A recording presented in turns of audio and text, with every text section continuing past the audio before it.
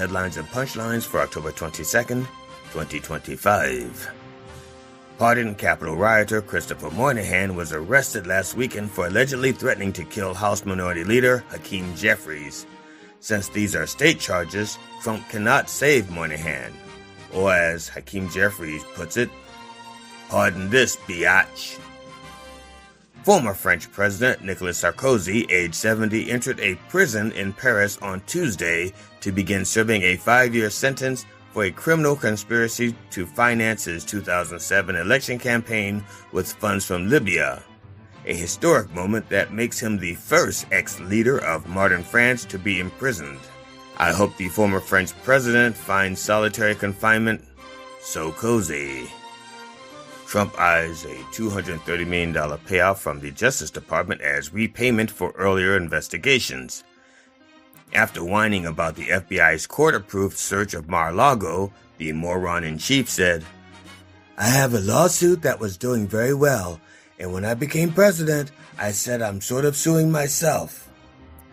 Close quote. He's suing us for screwing us, and now he wants us to pay him $230 million for it. Well, I'll be a John Wilkes Booth. This has been the Dr. Reverend Jelly Roll with headlines and punchlines for October 22nd, 2025. Join me live at the Church of Last Resort, Sunday mornings at 9 a.m. Eastern Time on My Dog TV. The opinions expressed on this program are those of the host or guest and should not be interpreted as statement of fact. Independent fact-checking and corrections are encouraged. Fact yourself. Can we get a cup of coffee in here, please? Whoa, what the hell's going on there? Try it again. Oh.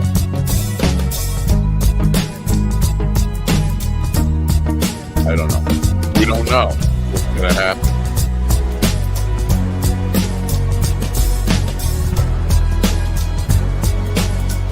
We have no idea what's going to happen. Damn good coffee. And hot. Oh. What's going on there? It's, My dog is your mind's best friend. Yeah, let's push button. Button pusher. Am I crooked? I feel like I'm a crooked My dog is your mind's best friend. Oh, man. Wake up, America. You've got a dog that needs walking. That's right, sunshine. Just put on a big pot of strong coffee and get ready to type your little hate mail with your opinions about kumbaya and flat earth insanity.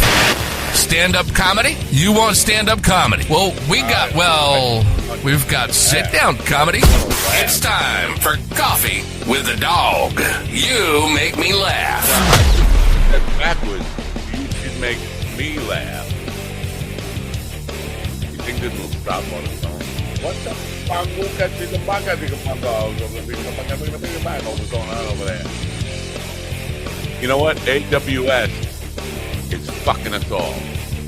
Do you feel it? You don't even know it. Ain't Oz? What the hell is Oz? That's right. Come on. Sons of bitches. Oh, good morning, sons of bitches. It is. Is that going to shut off by itself or is it going to go boom, boom, boom?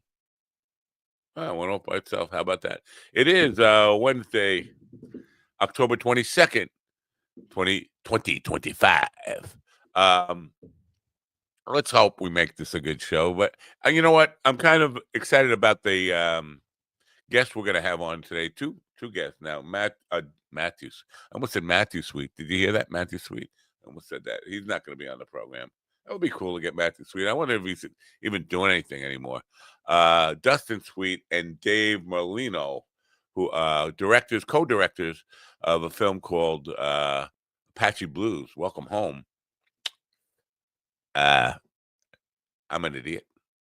See, somewhere along the line in all the conversations about this film, somebody told me Apache Blues was about an Apache unit. And I thought, well, that's weird. The military is segregating people, Apache, like they were, whatever. not a case, just a unit called the Apache. I don't know what they were, Apaches. But the film is about veterans returning from Vietnam and how they were treated and how they dealt with PTSD and the horrible treatment that Vietnam vets received. And that's all, if you know anything about me, I don't know if you know anything about me. If you know anything about me at all, I am very interested in Vietnam, to say the least. That's putting it very mildly. It is one of the one of the events that has shaped my life and my perception of the world, because I grew up in a time when the first young person I knew who died over there and was sent home. It was a cousin, an older cousin that I never really got to meet. I knew him through photographs. He lived in California, and then when I went out to California to visit his family, happened to be the month that his body was being shipped back. And I was like 9 years old, and that was like a rude awakening to me about what was going on in Vietnam, and losing people who were, young people like my older brother. And that my older brother did not go to Vietnam and die. I'm just saying he was like him. He was in that era. He was one of the contemporaries of my older brother, and his friends started to come back either damaged or dead. And I started to become interested in the war. And at that time, there were marches, there were violent protests, there were violent incidents where weathermen were bombing the government, trying to end the war, doing anything to end the war. And I've been greatly affected by it. Now, yesterday, I played I played 2 shows at a VA. One was a very small, intimate setting for a group of vets, and probably 10 vets in the room. And they were all Vietnam era vets, and got to talk to them a little bit about their experiences. Hopefully, some of them will be tuning in today. I told them about this program. One of the things, the other show I went to played for was a big stage, one of the biggest VA facilities in the Northeast, and 2,500 people. And not generally, always until yesterday, when I play a room that size for the vets, 2,500 people or more, there have always been at least a few World War II vets left hanging on. Now, granted, they would be 100 years old or more. I mean, World War II is getting to that place where it's that far away that I don't know how many vets are still alive from World War II. But yesterday there were none there, which kind of is a profound moment for me, realizing that they're going. We're losing them. And the greatest generation, it's almost symbolic that we're losing them at a time when we're losing honor and the lessons learned from the sacrifices they made. And, they went to fight a war to fight evil. That's the only way to really describe what they went to fight for. They went to stand up to evil, to stand up for right and good. And we were promised that the world would never let an evil son of a bitch take over. And here we are. Yeah. So it was a kind of a profound moment for me. I got to say hello to people on Instagram. I got to go start it over there. I forgot about that. Anyway, so they're gone, and the lessons learned are gone. And I don't think the end is near. And when I say the end, I don't mean the end of America. I do think we're headed for some really, really, really rough waters here. But the end of the suffering isn't near. It isn't near. It's gonna be beyond these 4 years that we think. People keep thinking, 2028. No, nothing's gonna change in 2028. we are on a road to destruction. I don't know if you pay attention to the real truth instead of the bullshit that is being fed by social media. But, take a look at the foreclosure numbers in America right now. People are losing their houses already. When people start to starve, the SNAP benefits are expiring, and with the government shutdown, nobody's getting any help. There are going to be people starving to death in America. There are going to be a lot more people on the street. The people who complain the loudest about the homeless problem are going to see a lot more homeless people. And sooner or later, that No Kings rally, which was a peaceful protest, it's going to get really ugly. It's just not, when people are hungry and cold. I'm reminded of one of the last lines of the movie 3 Days of a Condor with Robert Redford and Cliff Robertson. Cliff Robertson says, "Ask them when they're cold and hungry. Ask them what they'll want us to do when they need energy. They don't care what we do. They just want us to get it. They want us to make it right." And at some point, the United States is going to reach a tipping point where people are cold and hungry. And that place is not far off. Anyway, I think the discussion we will have at 10:15 will be an enlightening one about, especially if you're young and weren't alive during the Vietnam era.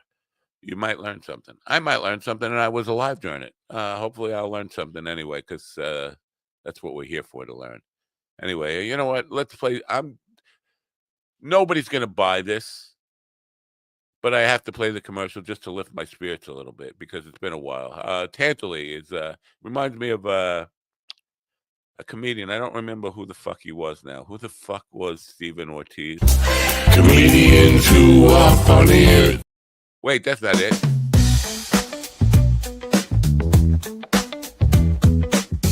Steven's not funny at the top score.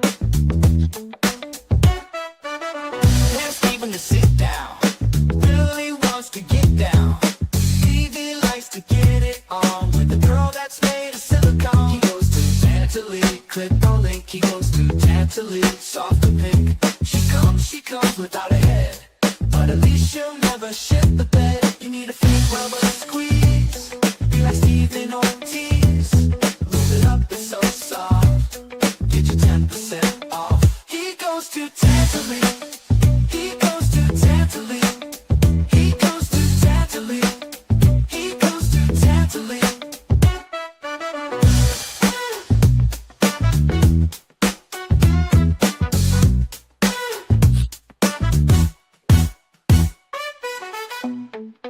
Yeah.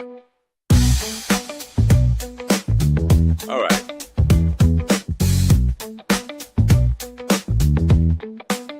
Who the fuck is Stephen Ortiz anyway? Ladies and gentlemen, in the room with me now is a man for whom the suffering never ends. Jeep Henderson. Good morning, Jeep. Good morning, America. MindDogTV.com. It's day 22 of our Coffee with the Dog government shutdown advent calendar.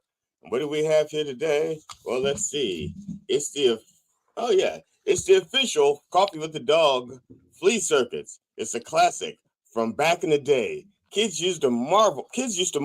Wait. Where's the top? There should be a top on the flea circus. Oh, fuck shit. Oh. Okay, never mind. Wow. Picture Coffee with the Dog government shutdown advent calendar with shutdown the supplies last. All proceeds go to sales. All sales of the government shutdown go to a cause. Fuck. Go to a cause. Yeah. All right. The cause would be no flea Monday, no flea Wednesday. Flee to another country. Yeah. Do you what's going on there? Stop talking to me.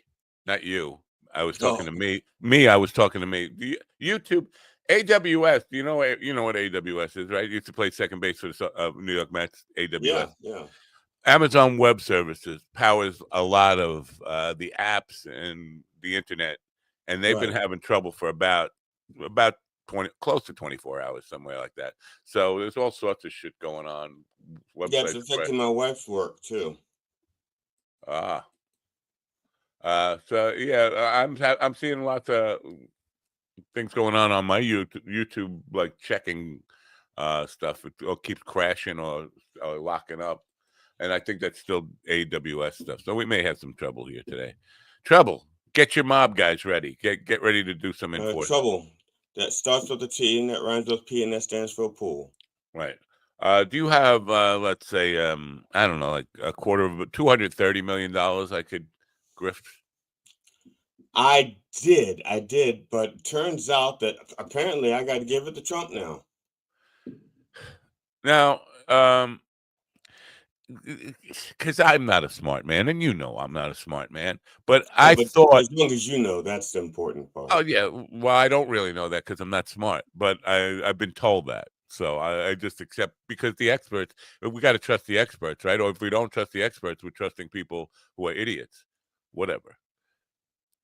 I thought in order to recover money like that, you had to kind of go to court and do like a civil suit, not to kind of just say, I'm going to give the money to myself because I'm in charge now.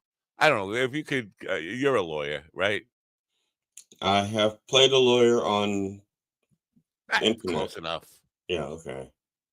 Explain to me how I could just take over something and just say, okay, it's mine now. Well, technically, how should I put it? There's nothing to say he can't do it. That's the problem. It's not that it's one of those things like he Wait, can, but he can't. doesn't Congress control I thought the purse, the money is in the purse, right? Yeah, the purse, but we're talking about the Department of Justice, which is under the executive branch. See, that's why Trump did what he did. The first thing he did was bypass Congress and just did a bunch of executive orders. So Congress, unless Congress exerts their authority, because Congress could stop him, but unless they choose to stop him, then it's not going to happen. So the DOJ just has money on their own. They don't go to Congress for money. I thought Congress had to appropriate the money for the DOJ. It's almost.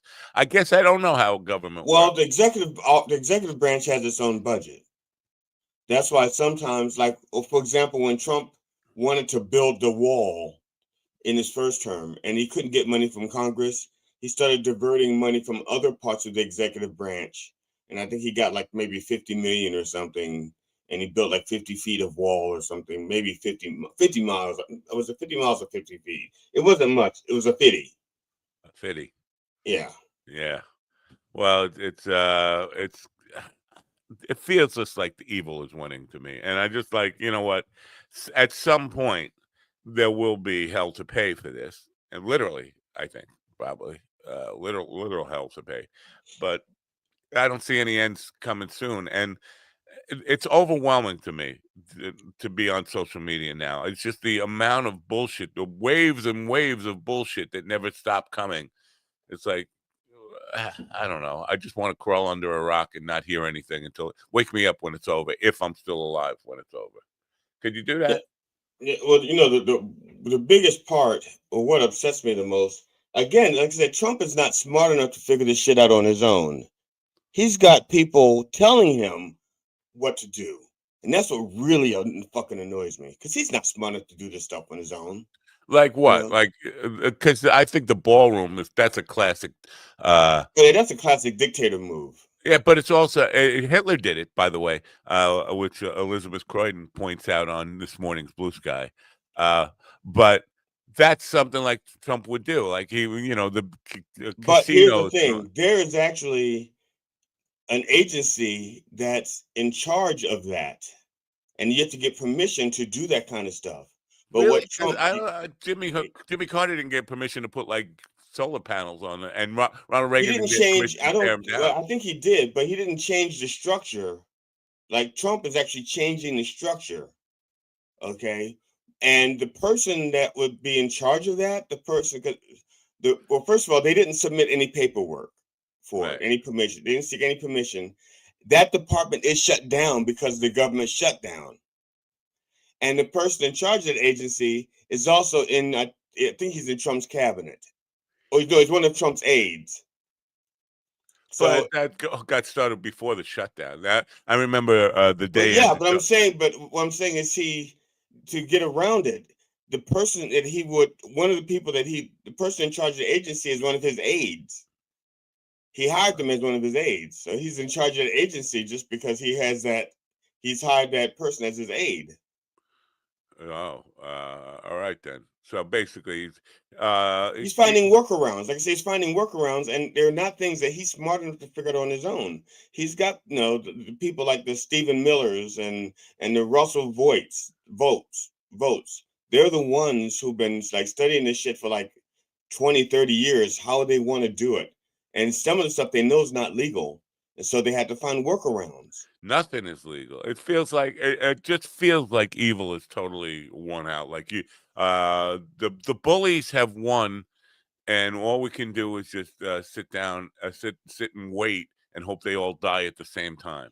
That's what Yeah, it that's feels. the thing, and that's what I've been trying to figure out, how to get them to all die at the same time. There's a way, but it's not. It's It's not pretty. It's not pretty. yeah. I think a lot of good people would have to die at the same time. That we're talking about a civil war. I mean, really, that's the only and Well, one act, one major. I have some friends who work in a lab, and they're actually working right now. They're working on a strand of COVID, which will only strike alt-right people Wow. and MAGA. Uh, It's a strain of COVID that will only strike MAGA people. and what is that? And it's being developed in Wuhan, China. Oh, no, because Oh, they're watching that like a hawk. They're watching that like a like a bat, hawk. not like a Yeah, hawk, like a bat. yeah, like Bats are blind, by the way. I don't they're know. not blind. Bats aren't blind. People say that shit. They're not blind. Legally blind. Oh, okay. Good morning. Good morning, Ann. Good morning, Ann in California. No. And I asked you yesterday if you saw any of the missiles coming in over your neighborhood. You didn't answer. Oh, here comes one now. Oh, Right now, she's got thunderstorms. what is Sunshine saying? Mike, is my mic not? My mic not on? My mic's on, right? Your mic's on, and I think my mic is on. Maybe it's Uh, her mic. I don't know. I don't hear her. Maybe it's her mic. Did you check your mic, Sunshine? Yeah, I is think your it's mic on mute. on? I think your Uh, mic's on mute, Sunshine. yeah. What is this? Midas touched like this creepy picture of the White House with the Capitol behind it. It looks it's scary. Um, yeah, I just don't want to wake up. I just want to. You know what? Playing for the Vets yesterday it was fun, but it was also a little bit depressing. I have to admit when you see because I always enjoyed at least getting to spend some time with the World War II vets and talking to them and even if it was the same stories that I heard the last couple of times and they're gone. There's no more of them. At least in this one, I don't know how many. Probably the number of World War II vets that survive in the country, probably less than a handful. And the Uh, weirdest thing is, I think it's kind of ironic that as the last of the World War II vets who fought to keep Nazis out of America are dying off, the Nazis are taking over the country. yeah, it's like It's like it's the we are changing of the guard.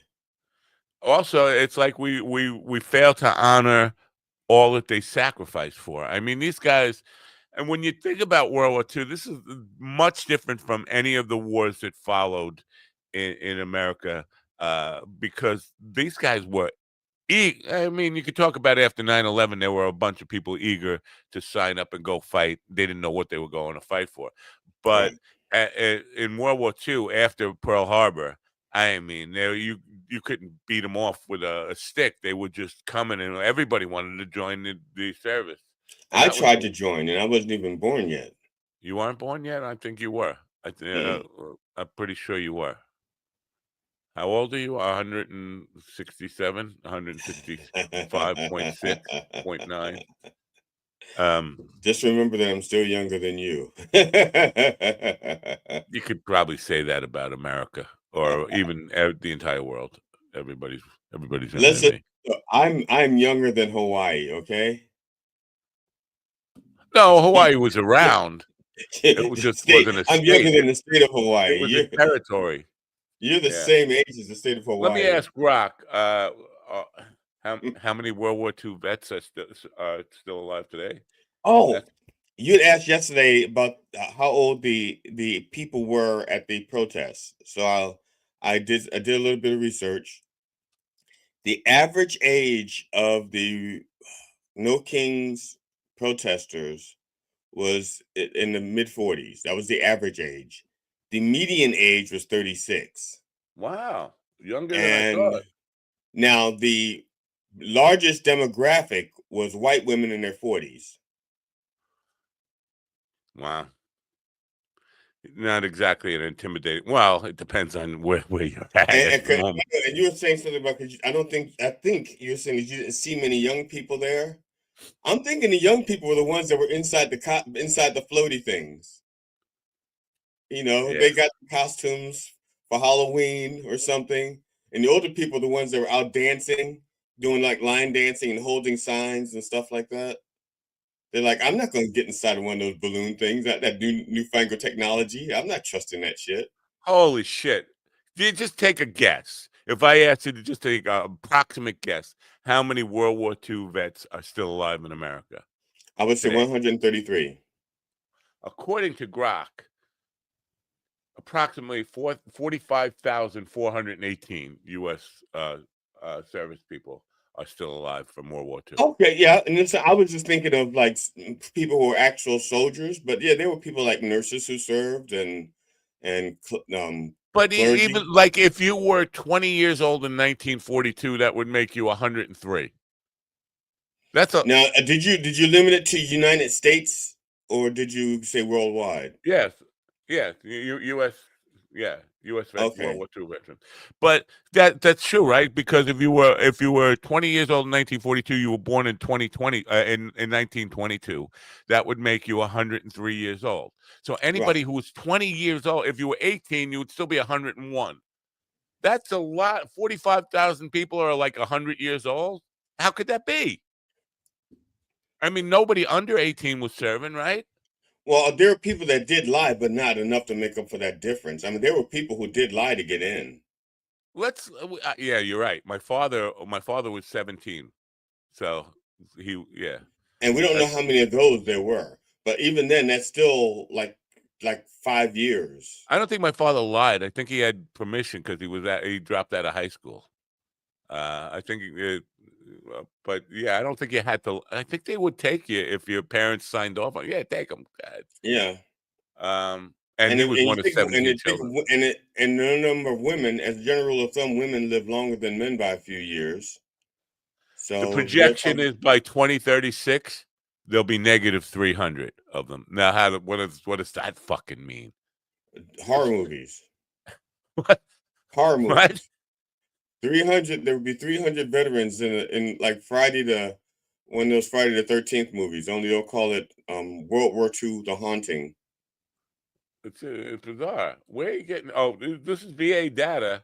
Um, boy, oh boy, I don't know. It just doesn't make any sense to me because even if you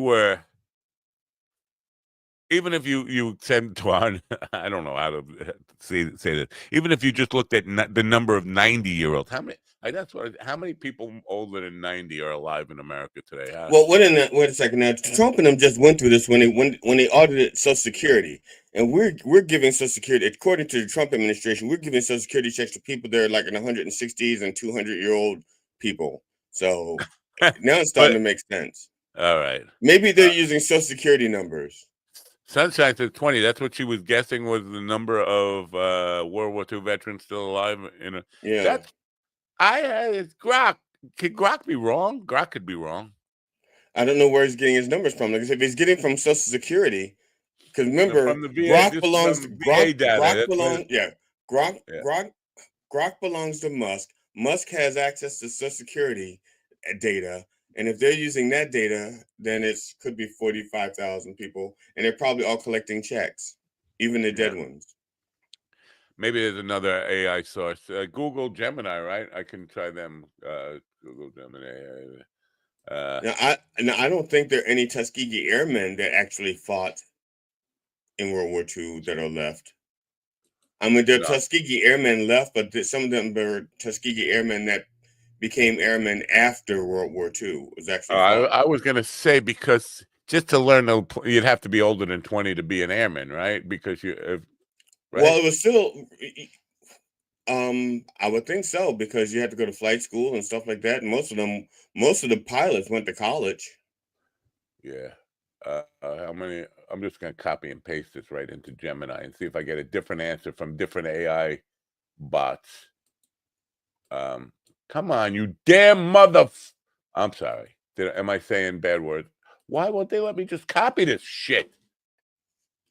Now I gotta have to type it all out. Look at me having to type. Oh Uh, no, the I world is know. coming to an With end. one finger. You know, I was pretending that I had fleas on me and I was scratching, but now I really am itching on my knuckle, and there's a little insect bite has popped up on my knuckle. Wow. It's like maybe there were fleas in this. I That's thought it was a yogurt jar that I washed out and didn't, because I thought I had another purpose for this jar other than yogurt. Looks like Gemini is a slow motherfucker compared to Grok. Grok is fast. Yeah, they come up with the same fucking number. 45,418 U.S. World War II veterans are still alive in the U.S. That's bizarre. I feel weird. Like I didn't feel weird before. Okay, when did World War II actually end? April 30th, 1945. Okay, because I'm thinking about people who, Well, there were two dates. It was in Europe and Japan, but that was Europe, which was the latter one. So that's the official end of the war. because And VJ Day, VE Day. I'm wondering how many people But signed up toward the very end because I didn't know the war was ending. You know, like all right, last week. 19. So let's just say you were 16 in 1945. What would that make you? You'd still be 35, Old as fuck. 29. You'd still be 96 years old, right? Yeah. That's my math. Check my math. Oh yeah, I'm not going to check your math. Where's that slaptail fact checker now with the quick math when he's had enough coffee in the morning? Huh? How about that? I'm probably wrong. Well, I'm not going to check your math because I don't really feel like it. I'm just going to say the opinions and math expressed on this show. Yeah. Now, the kids what we're gonna have on at 10:15. I call them kids. You can call them kids too. Kids, what's the matter with kids today? They weren't alive during the Vietnam War, and they thought they were making a movie to get educated on the Vietnam War, and then it turned into kind of an education in what the vets went through and coming home.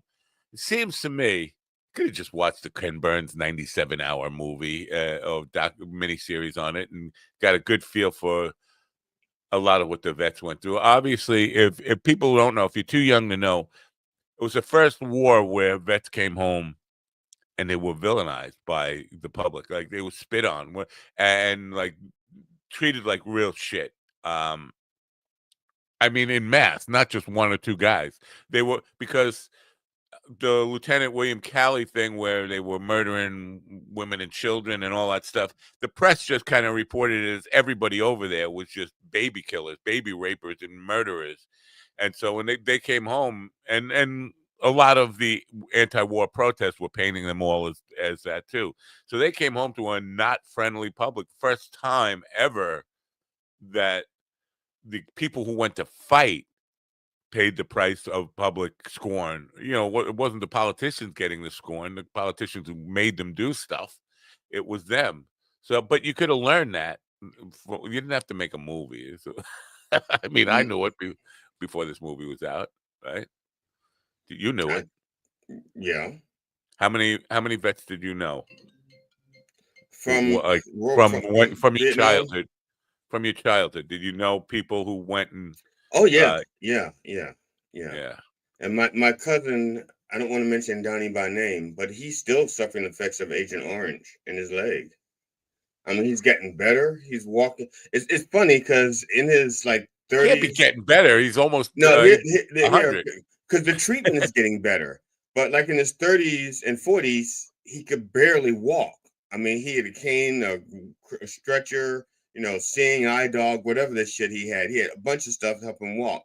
And now he's like walking and he's barely using the cane. And he's a lot older than he was then because the treatment has gotten better for Agent Orange. Yeah. Or the effects are, lessening. I don't know. Yeah. Because I'm not real close to them. There's like a huge age difference between us. There were very few even Korean War vets there yesterday. I would say probably under 50 in a room of 2,500. That's, but they'd be in their 90s too. The Korean War, for people who don't, I'm not a history teacher, but my best guess, it was like they started drafting people for the Korean War like 4.5, 5 years after World War II ended. So they would still be in their 90s too, Korean War vets. My father fought in both World War II and Well, Korea. how old is Alan Alda? Because he served in a MASH unit for like 9 years, right? I think we're blurring the line between reality and television here, right? I don't MASH. think I'm blurring the line because I used to watch that. I used to watch that documentary religiously. Yeah. I even scheduled some of my classes around. I had a night class. I had one night class that I actually eventually dropped so I could just stay home and watch MASH on Monday nights. Wow. You could have just watched it in reruns all in one day. You could just binge watch MASH. Back then, there was no binge watching back in the 70s. Did you see? No, because when the movie came out, 80s. MASH, 70s. you know what was the movie rated? I'm thinking R. Nope, you're thinking wrong. Wow. What? Guess again. I'm just gonna make you guess until you could, because you'll never get it. Well, maybe And I would think you would get it because you're smart enough, you're good looking enough, and damn well people damn well like you. And I don't know, but you lived Thank through you, it. Al. Thank you, Al. You would remember. Well, if you tried really hard to remember those days, it was before R. There was no R. I was just thinking that maybe there was a rating system. They may not have had R, so, but I don't know. But they definitely didn't have NC-17. No, so rated M for mature audiences only. Okay. I snuck in somehow, and I was only a kid. I think I was when the movie came out, maybe 11 or 12 years old. I snuck into a mature movie somehow. I certainly didn't pass. The mustache might have helped. Because you had that at age 11. And there was I remember a titty scene, but the titties were so far away. Like that's what made it M. Is there was I think it was Sally Kellerman. She was in the shower and they dropped the curtain on her, but it was like a long shot. Like you couldn't even. I mean, from 100 feet away, you can't even see a nipple. So, but that's what. But then the television show came out. I thought the television show was actually better than the movie. The movie was an Academy Award nominated and all that stuff. But who played Frank Burns in the movie? You don't know. Look, you don't know, or you don't care. You're just off on you. No, You're ordering pizza, aren't you? Somebody texted me about the show. A show coming up, and they have a very long unhappy thing. So I'm just going to tell them about a show coming up. What your birthday show? Well, yeah, one of the people that's on it. See, I as a finale, I was going to bring the four of us all up on the stage and do a song parody. Because quite often I end the show with a song parody. Okay, so I could have done it by myself. Really, I could have done it by myself. I'm used to doing it by myself, but I was trying to do something a little bit different and have everybody come up and do it. And now it's turning into a big production, and some people don't want to do it. And I don't believe me. It's not a requirement. If you don't want to do it, fine. It's not going to say, "Well, you got to sing." No, fine. And so now it's turning out that the last person that I was going to work with, I'm not going to read all of his concerns. He's just like, it seems like the song at the end of the show is going to sap the energy. And I'm not even going to have this conversation. I've been ending shows with parody songs, for almost a decade now. So I'm not. Oh, I think you just spoiled it for somebody who might be waiting for the last couple of minutes here now. You You mean don't want to put today's show? no your first special, the what my parents met well. Oh, they already know it ends with the song parody. They already know it ends that way. Yeah, because one of the people went ahead and went back and told him. Oh, well, that's a spoiler, bitch. Yeah, Well, he that went ahead and person. went back and told him. But big And production. so, I and just only that, but he badmouthed it. He goes, and you're not going to believe this. He ends it with a song. It's like, I'm not sure the exact words, but yeah, he came off with that kind of energy. So, song, goddamn songs. yeah. Um, So I'm not gonna I'm not gonna be concerned with it because like I said, I've been for a I'm glad decade you're now. gonna do it by yourself. Just tell him, fuck it. I'll end it by myself. Just that's it. That's your response. Fuck it. I'll end it by myself. Yeah, that's it. I'll do it by myself. That's it. Because as a consumer, when I go to a comedy club, like David Tell did this the last time I saw him at Gov's. He very long, and then he got the fucking Oh recorded no, down. I'm not talking about the hot cross buns flute shit. No, but I mean, at the end of Hot Cross Buns, when he did that, he invited everybody who was, and he had like 6 people on the show, and they all came out to. I was like, no, fuck with this big production number. This is not fucking. That's entertainment.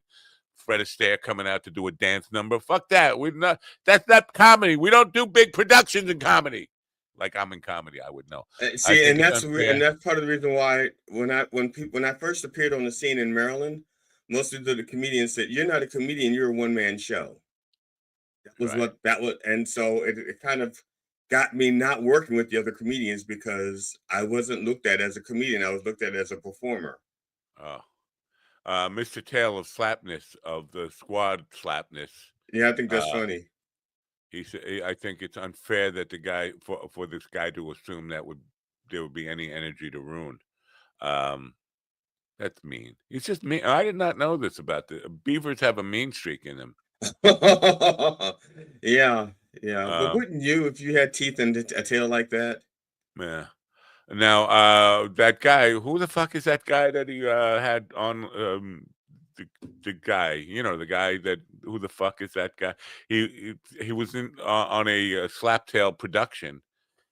Face lit up like he looked like under the light on a stage. First of all, they must have got like I don't know, a earth mover or something to get him up on the stage because I don't know if you know this, but he weighs like 700 pounds or something, especially with that um, motorized V8 wheelchair that he's in.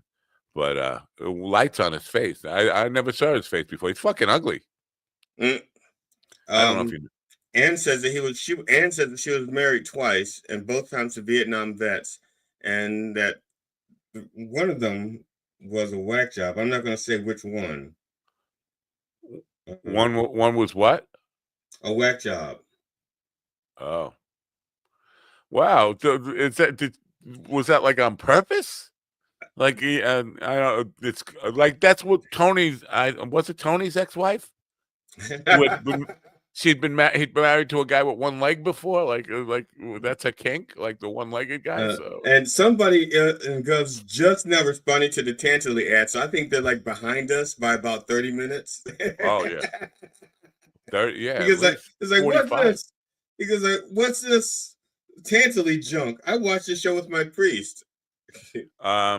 Yeah, nobody. No, I'm surprised that we haven't had one pervert by anything from Tannerly. I haven't checked with them recently, but I don't think anybody's, any port in a storm. Tantaley, you go to Tantaley, yeah, it's hard to find. I get a lot. Yesterday, I got a couple of collaboration offers. I'm tired of these fucking people. Where's my sunglasses from China? That's what I'm saying. Oh Right? man, don't even get me started on that. Well, how do I get you started? How would I even get you started? I don't know how to get you started. Is there a key? Is there a key to Yeah. start? Maybe I shouldn't say this, but I gotta say, I'm appalled. You see how I am appalled? I'm well because Paul was here, but Yeah. the lack of security at these VA places. Okay, They they're don't soldiers. They can take care of themselves. Next, no. They were trained possibly in that's combat. What do they need security for?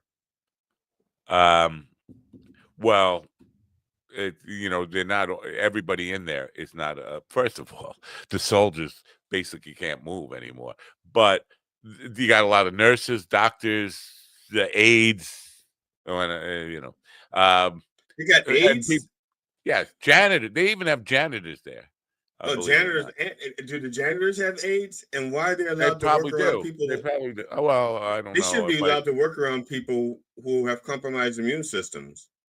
there was signs saying we can't bring weapons in. Yeah, that'll work. But But they just okay, but wait. so, what if your whole body, like me? What if your whole body's a weapon? One of the facilities I go to is a gigantic huge facility. I mean, there are 270 buildings, 270 different facilities on this campus. And they just wave you through it. You're supposed to show your ID, show you're not a terrorist bringing in or ride a truck full of whatever Timothy McVeigh had in the back there. Uh, what do you have? Like some kind of like organic material that they turned into a bomb, whatever. But they just look at you and they wave you through like how do you stop me and find out that I'm not a bad guy? And then I walk in and there's nobody at the front desk. I shouldn't be saying this on the air because I don't want to encourage bad people. But there's no fucking. They don't even check. I could just walk around there all fucking day long. No, If I was don't a worry, homeless person, Matt. You don't have to worry about bad people attacking the Veterans Administration through the front door. They're going to attack them through the funding. uh, yeah, but I know people who leave guns in their car, and I'm 100% sure many carry their guns in. You know what? Um, if I were a homeless person, I would just go up to the this big vet. I'm not even going to name it out because then people, oh, that's where it is. But you could just go there and live there. You could walk in and find a room, and nobody will ever fucking question you. Like, what are you doing here? You're supposed to be here. Don't worry about it. So I'm a little concerned about that. I should be concerned about that. I'm concerned. What do you say? I don't know if you. I don't know if you I know don't know if this. you do this. There's got to be a special font for I don't know if you know this. But the government wants us all dead, Matt. Well, they could start with me. Well, like I said, that's what I said. You don't have to worry about people. Oh, he just means the vets, not Right. You don't have to worry about the people, the bad guys going into the front door at VA because the real bad guys will just cut off the funding. Yeah. Um, you know, they, there is. I did notice, and this has got me kind of giggling a little bit. One of the delivery people from the reservation, the Puspatuk, the dispenser people, was pulling into one of the parking lots that I recognize. How would I recognize them? I don't know. I got an eye for these things.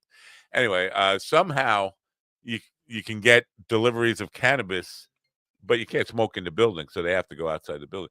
But maybe they got gummies and stuff. But you can get cannabis delivered now to the VA place. That's a nice thing. Yeah. I mean, Yeah. you were talking about trying out the hash in Vietnam, right? Yeah. Yesterday. Yeah. Is hash still a thing?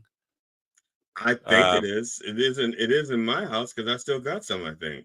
Bear Love, who I have not received any hate mail about in over 3 weeks now, said if I was homeless person, we don't know he was a green screen and he's streaming from the alley. Really? I am. First of all, I'm not sure the conditions are right in the alley today for green screen lighting because it's like winter here today. Is it like winter there Yeah, where you but are? he's not in New York. Oh, but you're in New York. He's talking about you green screening. Okay, Yeah, never mind. like all this is a green screen, but yeah, that could be done. John Laughlin actually did it. He came on and he had my background on. It was very disconcerting. But right here, there's no lighting for it. I'd have to bring a whole lighting rig out there to to lighter greens. It's ugly, and for some reason, I enjoy doing the show when I know it's ugly outside. I feel like I'm hunkered down in the bunker, like I'm. What is it? What was the Tokyo Rose, the lady Oh, doing okay. the propaganda Tokyo radio Rose. show from a Yeah. basement there, World War II. That's what I feel like. Yeah. See this comment though. The government wants us all dead. Maybe the government as a whole. The people in the vets places are generally the most caring people and really some of the best. How do I put it? The people who still have empathy in the medical field, because I've talked to quite a few doctors about the empathy crisis, because a lot of medical professionals are overwhelmed, overworked, overwhelmed, just too much to do. And but in the VA, they generally seem to care about everybody. They take their time, there's a big difference from from a veterans facility where the nurses and aides are really taking care of the patients to some of the other private facilities that I go to where people are are you going to do something? This person needs help. Don't worry about it. We'll get to them. Like, they're suffering and they're screaming like they're being tortured. You just see what the problem. Do I have to do it as a fucking visitor here? And generally, yes. The answer is yes. I have to do it. Like they don't have time for it, or they just don't fucking care. The VA, those people care. So just to counter, the government might want all the vets dead, but the people who work for the government, the nurses and doctors and nurses assistants and the aides and all those people, they most empathetic Bear professionals that I've seen. Hey Bear, $2. Thank you for the $2. We what will we do with that $2? Can we invest that? Oh, he's performing at the Denver Improv on Thursday. Great. Denver Improv this Thursday, which is tomorrow. Yeah. Right? Am I right? Tomorrow. Yeah. Where what are you doing? You headlining? You opening? What's you know what? Bear, you can come on. I mean, if you want to come on, just to address all the hate mail to you. That's the saying. We should have a disclaimer for all the guests who come on the show. Hate mail goes He says he's performing 15 tomorrow. minutes. He's doing 15 minutes. All right, that's very cool. Maybe we should have mentioned that to Susan Parker yesterday, who's, well, I don't know how close she is to Denver. Boulder is not that close to Denver, right? I don't know the answer to that. I mean, because I love Colorado. Yeah, at least I love the Colorado that I was at back then in the 70s. I don't know if it's still the same. Well, I know it's not still the same. It couldn't stay the same, but I don't know what it's like now. I'm confused about this comment, and I have a feeling like I'm going to guess at what it's about. It Sands Lookout Mountain. Sunshine says Sands Lookout Mountain. I'm assuming Lookout Mountain is kind of a VA home where maybe they don't take care of people very well. Yeah, Susan was back on yesterday. Bear's asking. On Monday, the third on. Oh yeah, Monday, the 20th, the 1000 show. It was Monday. What happened yesterday? Oh, there was nobody on yesterday, right? Yes, it was just you and me shooting the shit. I hate. And a lot of shit got shot. Like a lot of shit got shot. Yeah. Yeah. I hate this. Well, not as much as I hate just living, but pretty a lot. Well, just think of how much worse it could be. You could have Steve and Ron on the show with us. No, you know what? I was thinking we don't. This is where we went wrong. We expanded to 4. 3 is the right number. It's the power of 3, right? I don't know if you're a big Charmed fan, but everything, the power of 3. This is why, because I was thinking about the 3 branches of government, because I got into a little bit of a political discussion with a MAGA person yesterday, and I asked him if he could tell me what the 3 branches of government were. And he's like, oh, yeah, sure. Well, what are they? I don't know. The president, and the Senate and the House of Representatives. I think close. Close. You kind of got that's a 1.5 answer. I guess. And it's not even because they're saying what are the 3 branches of government. They actually have names. Right. So, but he's describing some of the people in them. Right. But right, exactly. But I started thinking about this, where the three came from, the three checks and balances. It was power of three. That's kind of like a pagan idea, but I think it holds true in most. Well, it's not just pagan. It's like I said, numerology, Christianity, almost every religion. Oh yeah, Christianity, the Trinity, right? I should have Right. fucking thought of that. Is it blasphemy to say fucking after I said the Trinity in the same kind of No, I say it all the breath? time. Am I going to fucking hell for fucking Matter fucking of fact, blasphemy? sometimes like when I'm watching The Matrix, I'm going like Trinity, fucking yeah. Now You know? let me be clear. I'm not saying am I going to hell. I'm saying is that the reason I'm going to hell? I know I'm going to hell. I just would like to know, like with Facebook, where I'm still banned from. I could do the show, send the show to Facebook. I can't share it to my own group, which is the Mind Dog TV group. It says we're banned from this action now. What Right, the fuck did I but I do from tagged you. I banning to did my own? tag you. What did I do? I said I did tag you. I know you tagged me, but I can't share it to Mind Dog TV group. Yeah, Which is weird. I shared it to it. That's so fucking weird. But Why- I've been sharing it to that group since I don't know, at least a year. And then but maybe it's because, and they don't tell you, and because my suspension expired yesterday at 12:35. Yesterday at 12:36, it got reinstated because I tried to share the Jackie show to the YouTube promotion group, promote your YouTube channel group, and they said, "Well, this action now I'm banned again," and then now they're not telling me when it expires. So with the hell thing, I just want to know why I'm going to hell.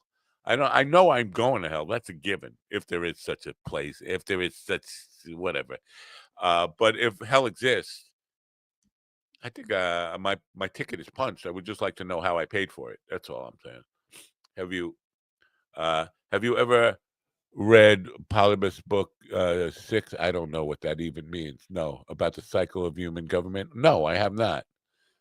I never even heard of it before.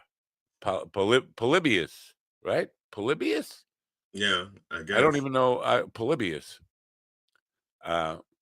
John, so we have a guest scheduled for tomorrow. I don't know. Well, guest. He's a kind of he's a team member who's too ashamed to identify as a team member. Yeah, it's like dating somebody who won't bring you home to their parents. Yeah. He comes into the back door wearing a mask. No kissing on the mouth in public. Don't hold my hand. Yeah. So how's things in comedy, man? How's things in comedy? Is there really a civil war going on in comedy? I don't know. I think I was talking about that with that talk. Yeah, we talked about that yesterday. We talked a little bit about that yesterday, but I found out a little bit more because I did listen to the clip that I was referencing, the Kyle Kalinske stuff. Turns out now he names people that are in the Rogan sphere who are kind of turning against the Rogan sphere. He named Shane Gillis. He named Bobby Lee and Andrew Santino, and so it's not just Mark Maron.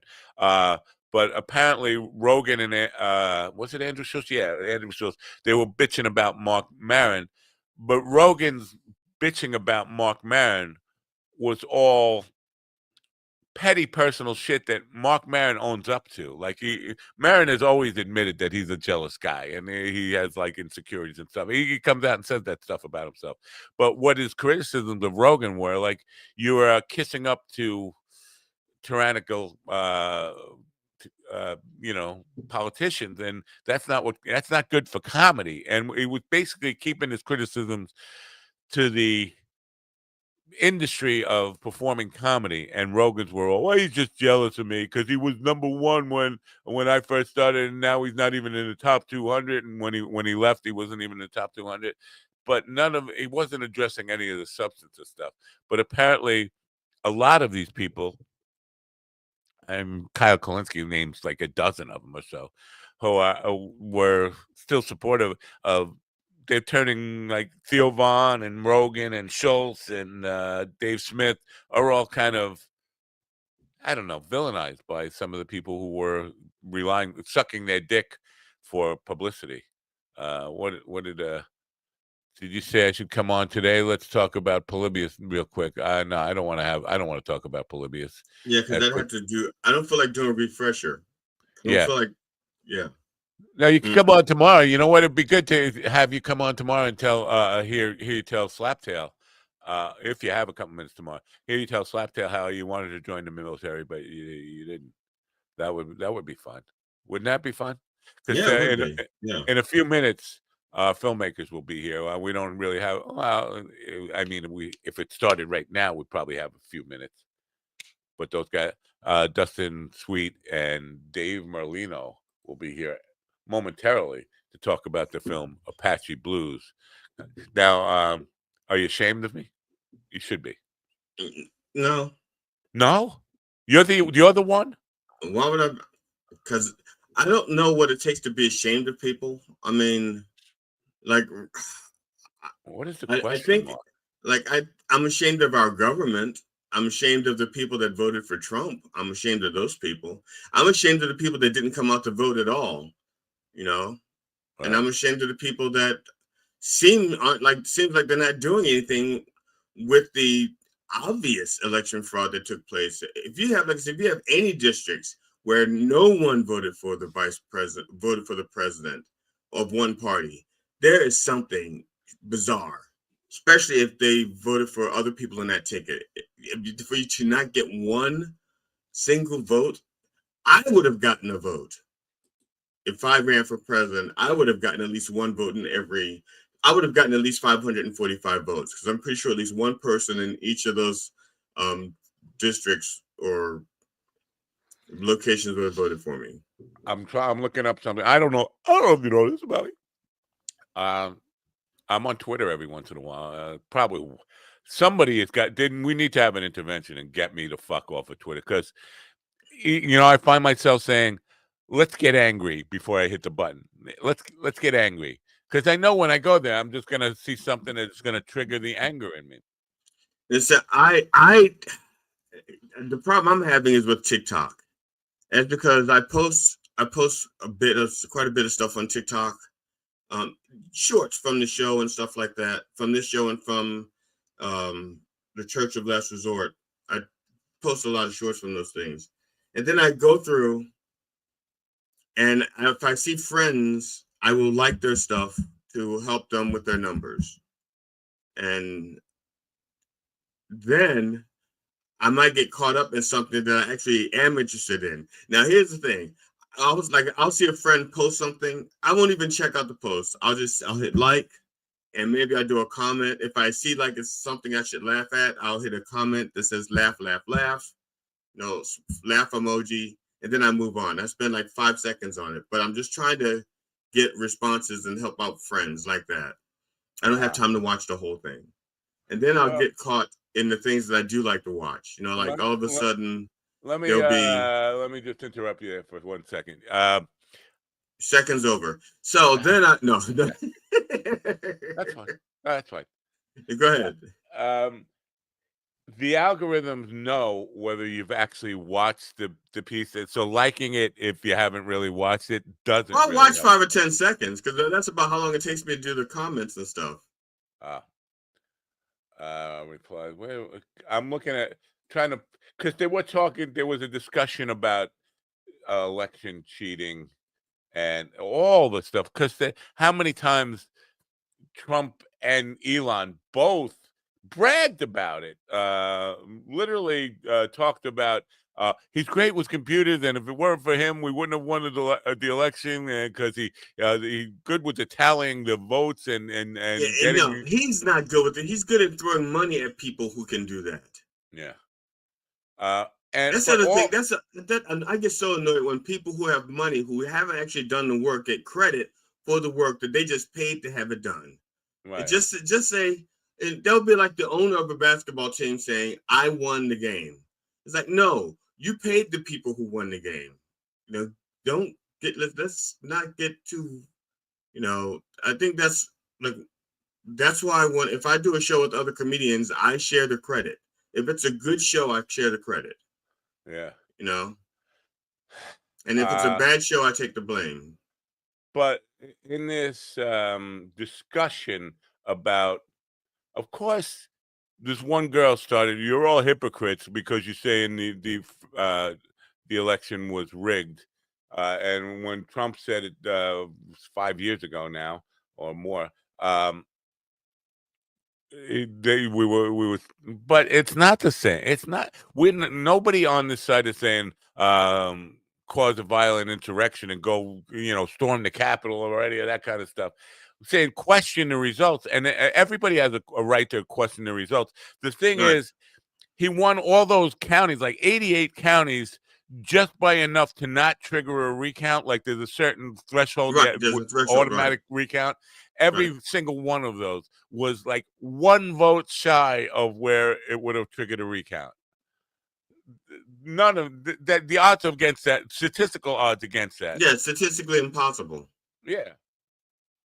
And people are saying, well, we need evidence. Well, there is evidence, right? And there's evidence that Christopher Titus had on that guy that's statistician and the people who were looking at it. And they brought a case. Somebody brought a case in New York State, I think it was. Might have been Massachusetts. And then it just died, like no news about it, no coverage Yeah, of that's it. what I don't get. There were 3 cases in Pennsylvania, and then nothing happens. I don't know what happened. Oh, here it is. Willie Rose Jr., knee deep. I keep coming back to this question in my head. Did she really lose or was she cheated? John Bauman, remember the Bowser from Sha Na Na? He says, Yeah. hard to be sure, but I think she lost. No real evidence to the contrary, and we must be evidence-based. There is real evidence to the contrary. I mean, Well, if he means like statistics is not evidence, then I guess in a way that's true, because statistics show you what's likely to happen based on what has happened. So that's not really evidence, but it should point you in the direction of the evidence. So if you say, okay, this should have happened based on what we know, why didn't it happen? What would have caused it? right. And then people have to look into those things. But you also have, like, and might be a stretch to some people. I understand that. But you have what seemed like confessions. Donald Trump out there saying, "You don't have to worry. Don't even worry about voting. We got enough votes already. Thanks to Elon, we got enough votes already." Like, what do you mean by that? The fact that he had the results 4 hours before the polls closed, nobody questioned that. Nobody went. We didn't send, and this is Biden's fault or Merrick Garland's fault for not sending somebody immediately to say, "How did you know the exact numbers 4 hours before the polls closed?" Can we? He he never had to answer for that. So there's a lot to that. I'm just seeing if I I mean, can. I was a chief election judge in my district for a while. And when the polls closed, I didn't even know the exact numbers for at least an hour. Because I had to tally everything and close out the machines and get the votes and tally them and tally me bananas. Yeah. So whatever, the situation is what it is, and we have to deal with the reality that we have, because it doesn't seem like they had any interest in even. I think they were intimidated by, "Oh, we don't want to be called hypocrites. They'll call us hypocrites." Right. Yeah. And and sometimes you just have to be willing to be called a name. Yeah. I believe me, I've been there. But of course, look at where I am now. I've taken a lot of hits on the chin for my balls, you mean? I'm sorry about that. from your balls, but also for my belief system. Oh. It's cost me friends, it's cost me jobs, it's cost me money. Yeah. I'm not complaining, because I'd rather have my ethics than the money. Although right now, my wife and I were grocery shopping last week. Oh my God. So My wife asked me questions, and I feel bad because she really expects me to know some of these answers. And I hate to say to her, like, I really don't know. Like, in our neighborhood, the price of gas is going down, but everything else is going up. Okay. And I said to her, I said, well, summer driving season is over with. Maybe that has something to do with it. She goes, no, because the price of gas was going down before then. I said, okay, I don't have an answer. I said, we don't, she said, and with everything going on overseas, I said, well, we don't import our gas from over there. We make our own. So, not here. Price of gas is going up. Yesterday, I paid $3.15 for regular, $3.15 a gallon for regular. It was well under $3, like $2.60, $2.40 last year at this time. So something, it's not going down here. well, I mean, just going down. I think my wife means like over the past few months has gone down, and I think it has. Now, and this I trust my wife more than I would, because I don't pay attention to the gas prices very often because my car is a hybrid, and most of my driving around town, I use my electric engine. I plug it in, I drive through town, I come back, I plug my car back in. So I may go a month without buying gas. Right. A couple of things. Yeah. I want to go back to this voter stuff because Texas Abbott announced that they found thousands of illegal aliens on voter rolls yesterday. But that's what they announced in the news. The official statement said potential legal aliens on voter rolls, which it turned out to be 34 people, and none of them charged because it's a crime. Nobody charged in it. So zero people charged. If you have evidence of this, why haven't you charged anybody with a crime? None of that. But the truth is that when they say thousands, the real number was 34. This one woman who in the Harris thing, she said Russia called in dozens of bomb threats in voting locations in swing states. That's true, right? I don't know dozens, but there were bomb threats, especially in like Philadelphia. I know there were Democratic areas, places that we know were heavy Democrat. College campuses had 4 to 6 hour lines to vote to discourage students from voting. Blue district voters in swing states told to leave lines after voting locations closed rather than wait in line to vote. MAGA threatened lines of voters in left-leaning districts waiting to vote. MAGA burned drop boxes in Democratic-leaning and minority districts. Red states never sent mail-in ballots to registered voters. Registered Democrats purged from voter rolls in red and swing states. Registered Democrats mail-in ballots falsely denied for mismatched signature, and on and on. There's like lots. So when Bauman says no, there's no real evidence, there is evidence. We have to weigh the evidence and look at it, and that I think the real evidence that's out there, and whether it needs to be scrutinized. That it hasn't been because they were afraid, and that's unfortunately, even if they prove, let's say they prove it beyond a reasonable doubt that the election was stolen, we don't have a remedy in our judicial system. There's no remedy for it. Nobody's going to go back and say, well, these laws are invalid because it was signed by, there's nothing we can do. There's, that's it. We can just fix it for next time. And that's the problem, because right now they're fixing it so that even if there is a next time, it'll be in their favor. But between gerrymandering and even right now, the case should be going before the Supreme Court shortly, which would probably get rid of the Voting Rights Act altogether. Because Supreme Court now, is that part of one of the branches, like the one that begins with the? I'm not sure if it's a branch or if it's a root. I don't know if it's a branch or a root. This is so odd, and I don't want to talk about it because the Reverend wants to talk about it, so I'm not going to talk about it. But there's not much crossover between this show and the Reverend show. He doesn't listen. Yeah. Okay. This has fascinated me for a while. And you may notice this also because you have a yard that has leaves that get raked, or at least get mowed so that you don't have to rake them.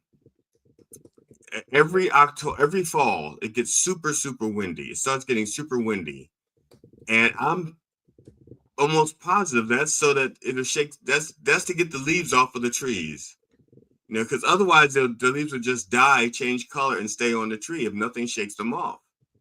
And we don't go around shaking the branches. It's the wind that just does it. I think it's just fantastic that the reason those leaves fall is because the winds just pick up in the fall to shake the trees to get them to the ground. I think that's just so fascinating to me. And I think I'm the only one who thinks that's fascinating. And then March comes and it gets windy to blow all the leaves to your neighborhood. Back onto in the March, the wind comes to blow the leaves back onto the trees so that they can grow again. Wow, I feel enlightened here in a way that I wish I wasn't. Like, but wow. I don't know if we have time zone issues. It would suck if we don't get these guys on today. It really would, because I was really looking forward to talking. Did you watch the preview of the movie, the trailer? I did. Yeah, same. But I don't want to talk about it yet. Hopefully, right. they'll be here. Let's wait for them. Yeah, I agree. But what if they don't show? I don't know. Cannot post comments to some destinations. My wife and I were watching an interview with Neil deGrasse Tyson. He has a book out about AI. And one of the things that I wanted the interviewer to ask him, because since they're talking about AI, there are a bunch of AI, and I'm saying a bunch now, like I've seen 4 now, AI generated posts using Neil deGrasse Tyson's image and voice, but the information is wrong. Yeah. And I was wondering I want to know how he felt about that. You know what I want to say? Fuck Neil deGrasse Tyson. Because, listen, I did like the guy up until he had that fucking cyborg dude lying bullshit guy on. And then on his website, it actually invites people to send them media requests to come on and do interviews, which I cordially did. Said he would get back to me one way or another, and never did. He didn't get back to you one way or the other? No way. No, damn. No way, not even the other. Because there is another. He could. Yeah, knowing him as well as I do, I would expect him to get back to you the one way. I really didn't expect him to use the other. I thought he'd get back to you one way.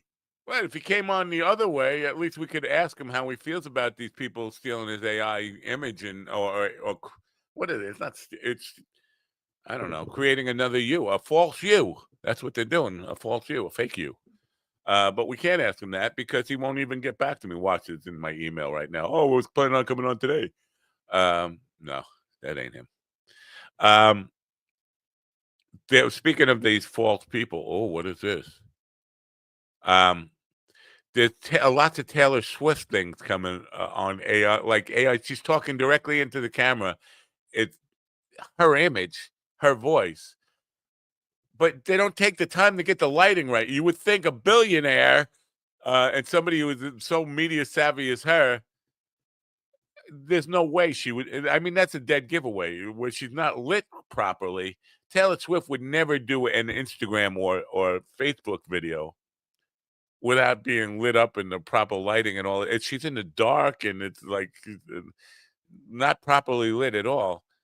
That she would never do that. That's a dead giveaway, and I don't even know what she's talking about. I don't listen to it, but you see the comments like, "Is this AI? Is this?" Of course, it's fucking AI.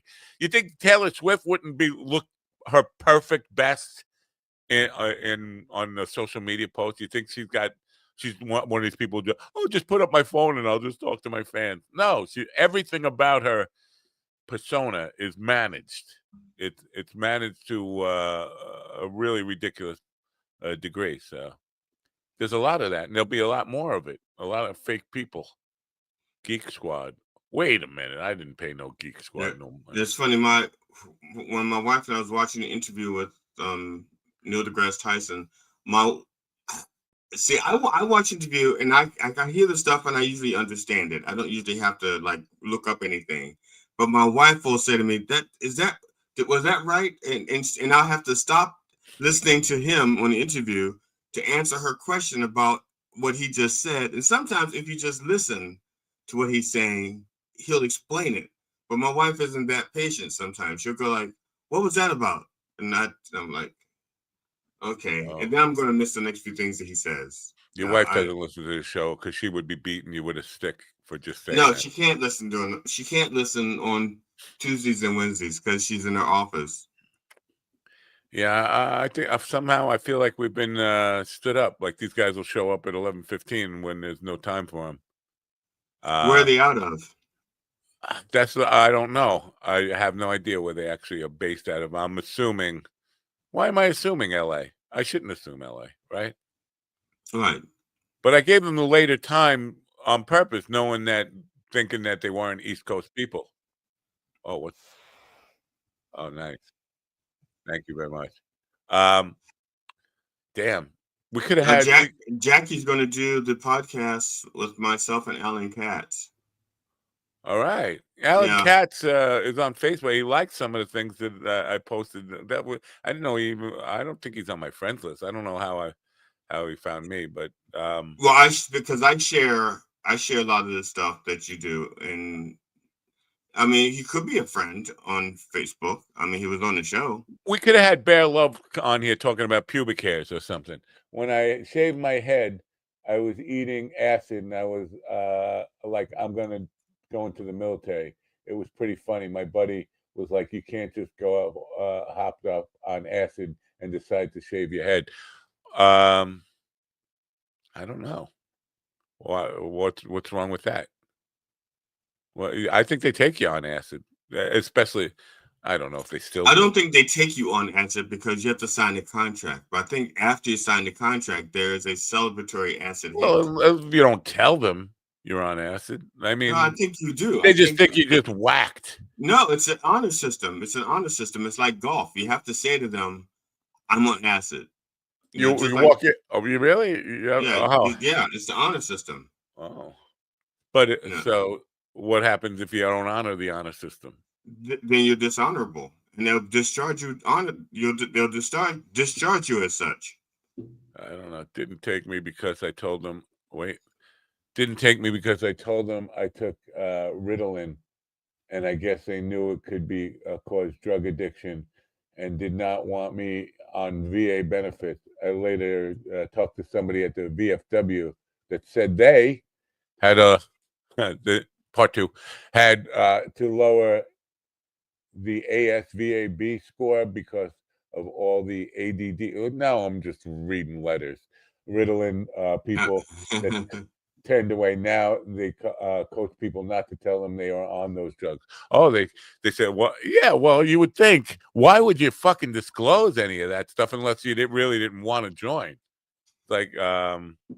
I'd like to sign up to donate blood. I do have AIDS and hepatitis B and whatever, hepatitis C and hepatitis Z. I've never donated blood. Oh. I don't think I've ever donated. I'm thinking now. I don't think I've ever donated blood. I don't remember ever donating blood. I have a lot. I haven't in years. I just, I'm totally scared of needles. I mentioned that so basically when I donated blood, I had to really kind of like put a horse mask on where don't blind us. Looks like at least one of our guests is Dustin's here. Yeah. No microphone or camera just yet, so we'll just wait. Well, I'm glad that they could make it. We'll see if we can get the microphone and camera turned on. I wonder if they can even hear us. Oh, well, looks like the microphone is on. Yeah. Now, webcam. So if the mic is on, they can hear us, right? Yes, you would think, but who knows? I've never been a guest on this program. Have you ever been you've been a guest on this program? Yeah. One more while we're waiting for mics to get turned on. They asked if I was on Riddle, and I just said yes. Well, don't say yes. Lie. What? You can't fucking lie. And they said, "Oh fuck, that disqualifies you." You could just said, just kidding." At that point, can you just say, just kidding? Disappointed my recruiter because they had to put in all the paperwork. Interesting. The mic just went off, so maybe Dustin's. Dustin, I would recommend, if you can hear me, refer to the instructions that were in the. There's an instruction link on how to turn on your camera. If you're using Chrome, are you using Chrome? I know they said they made it work for Safari. He's gone. Yeah, they did say that. Yeah. He just bailed. He'll be back, right? Tell me he'll be back. He'll be back because he Are you sure? was. Yeah. Oh, yeah. Did you just say that because I asked you to tell me that I am Yes. Doc? Yes, I did. I just said that so that you would. Yeah. Hello, I am Doc. Why are you posting little animated butterflies or whatever? What are you? What's going on here? Kick actually has some weird little things you can share over there. Anyway, we are awaiting Justin Sweet, who is one of the directors of Apache Blues. Maybe he's got to get the microphone turned on or borrow somebody's laptop. You would think a film guy, just saying, you would think a film guy has a camera, right? Oh, yeah, he has a camera, but it's full of film. Film. Yeah, film. What is this film thing you talk of? It's the stuff that gets on people's teeth if they don't brush enough. Huh. I don't think I've had an experience with that. I remember when I was in high school. I think it was in high school. Could have been middle school. There was a guy. We used to do the dozens and stuff like that. And I remember he says, "There's one guy. You have enough film on your teeth to make a movie," and that was that was like so harsh back then. 8mm or 16mm or Well, back then would have been 8mm. So anyway, because that's all. My cameras, my movie cameras are all 8mm and no sound. And matter of fact, I did one of my final projects in high school, or one of my film projects in high school. I did an animated film. But I had was a regular movie camera, the 8mm, and I didn't even have a tripod. And I'm doing pixelation with a camera without a tripod. Wow. With a regular camera. But it came out okay. I did my first movie at 8 years old on 8mm. It's called Get Stupid. It was an 8-year-old attempt to parody the television show Get Smart. We built a cone of silence for it.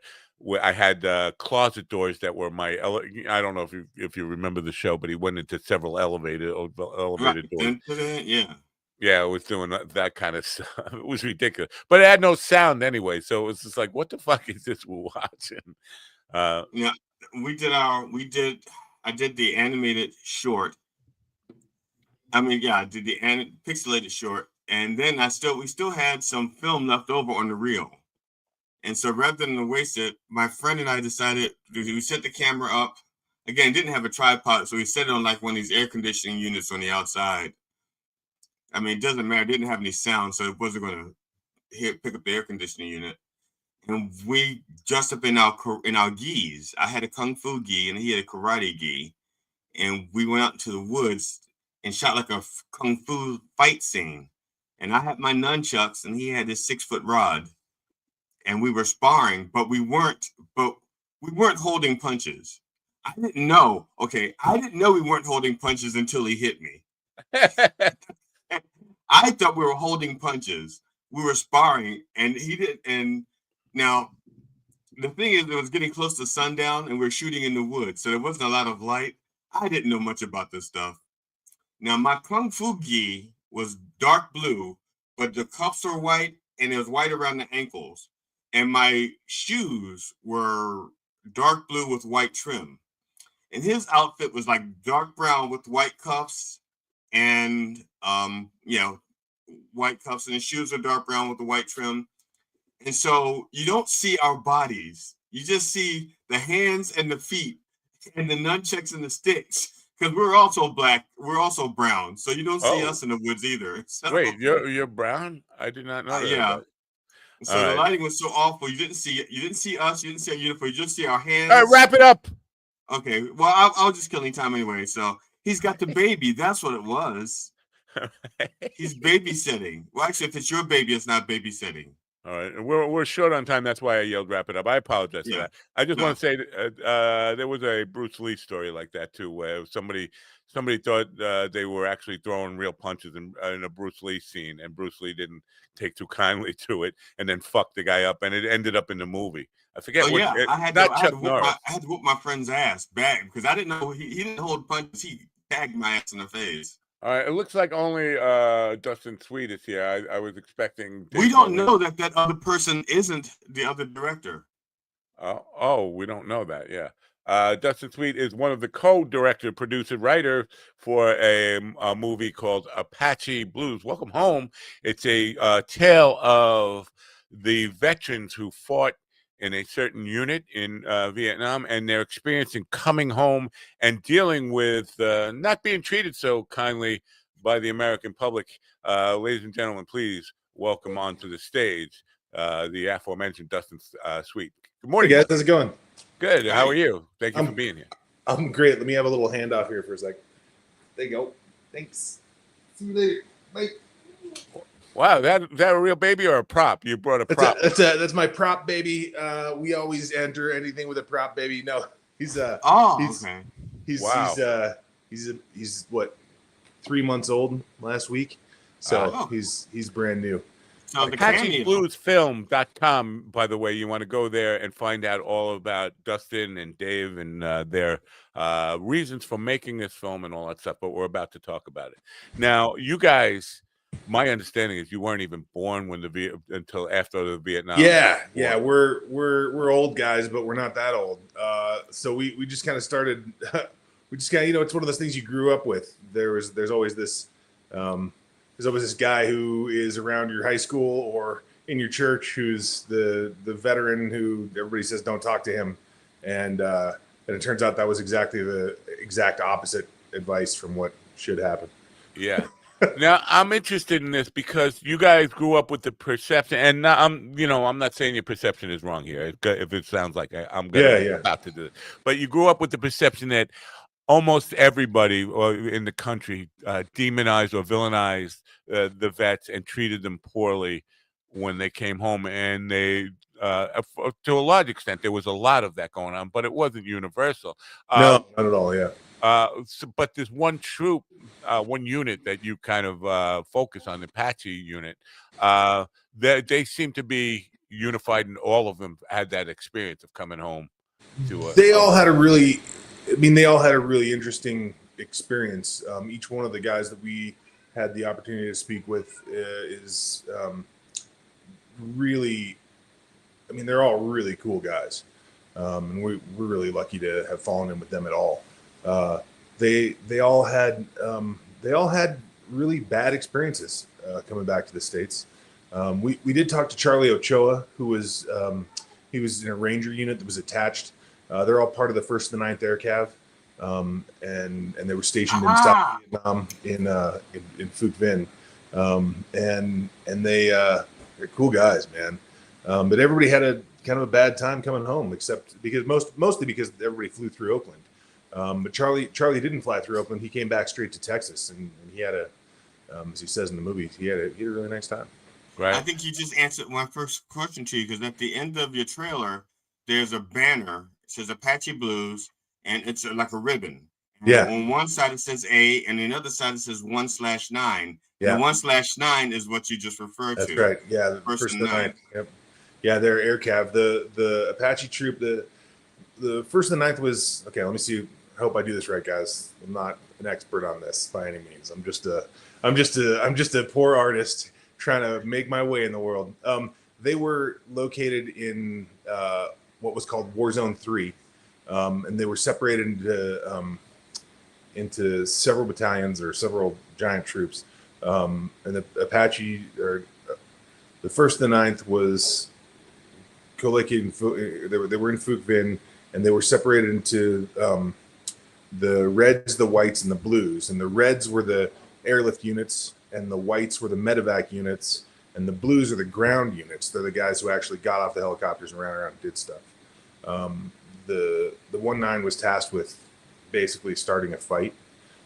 So they had this really cool system of using multiple helicopters. They had those little Bell Loach helicopters, and those guys would cruise around at treetop level and just do like circles around where they were supposed to be operating, and they would try and draw fire. And if they started getting shot at, then the Cobra gunships, which were kind of above them at a higher elevation, would drop down and shoot rockets and blow stuff up. And and kind of engage the enemy that way. And if it looked like there was actual, so their job was to just draw fire. Were their helicopters made like a little bit tougher?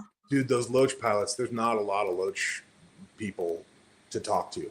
Everybody said that they either rotated out or they didn't come home. Like there's very few guys. But were the helicopters like tougher or something? Like were they? Because if their job is to draw fire, that means they're going to get hit, right? Dude, my understanding is that they're those little round bubble helicopters. That hold 3 people, right? So it's the pilot, an observer, and a door gunner, and they're just doing circles, and the door gunner's pointed at the ground so he can return fire, and they're just doing circles around the jungle all day long until somebody starts shooting at them. It's a crazy job, man. One of the things that I think I read, I'm not sure if it is on your website or one of the reviews or something, about what confused me is that the mantra is leave no man behind, and they were forced to leave, like ordered to leave, or injured or well, dead. yeah, on multiple occasions, like there's a lot of crossover with Hotel Company, with the first Rangers, basically, and those guys were going out in little 5-man troops and just being in the jungle, trying to understand where the enemy was. And they if they got overrun, it was, it's like there's 5 of you, and there's a whole, even if it's just a company or a platoon that you run into, that's already 3 to 1 odds. So every once in a while they'd be, overrun and having a fight and being told to escape and evade, and that they would be picked up. But a lot of those guys, a lot of American teenage fighting men don't want to leave their friends, especially if they, were hanging out in the jungle for the last month, and then all of a sudden your friends are gone. They're not those guys. Yeah, it's very tough thing to do. And I would think of all the things that haunt people, that would be one of the worst ideas. That I left my friend he could have survived, but I was that. Yeah, I can't imagine.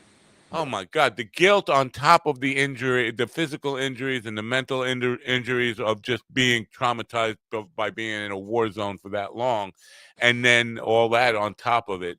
There's so much of the national trauma that we went through, and GD and I were both teenagers, almost coming of age, where the draft would have been when the war ended in 1975. When it was over, we were both 16 years old, so we were getting close, but we knew plenty of people that went there. I'm curious, in your upbringing, what drew you to this subject? Because if you didn't live through it, we kind of washed over it in the 80s, in the late 70s and 80s. We kind of just, all right, it's done, let's forget about it. What drew you to this subject? Well, I don't know if you know how cool helicopters are. But they are. Yeah, pretty cool. Yeah.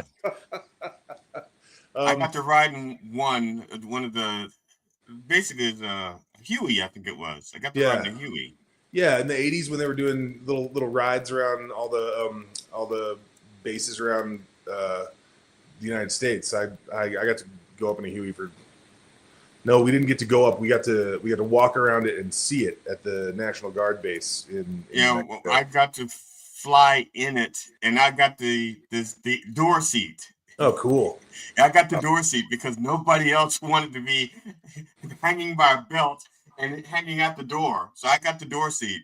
It was great. I was so enamored with helicopters when I was like 13. I built a whole bunch of models, and I just thought it was really cool. But I kind of just let that go, honestly, and went on with my life. I went to school for animation and did travel the world doing animation.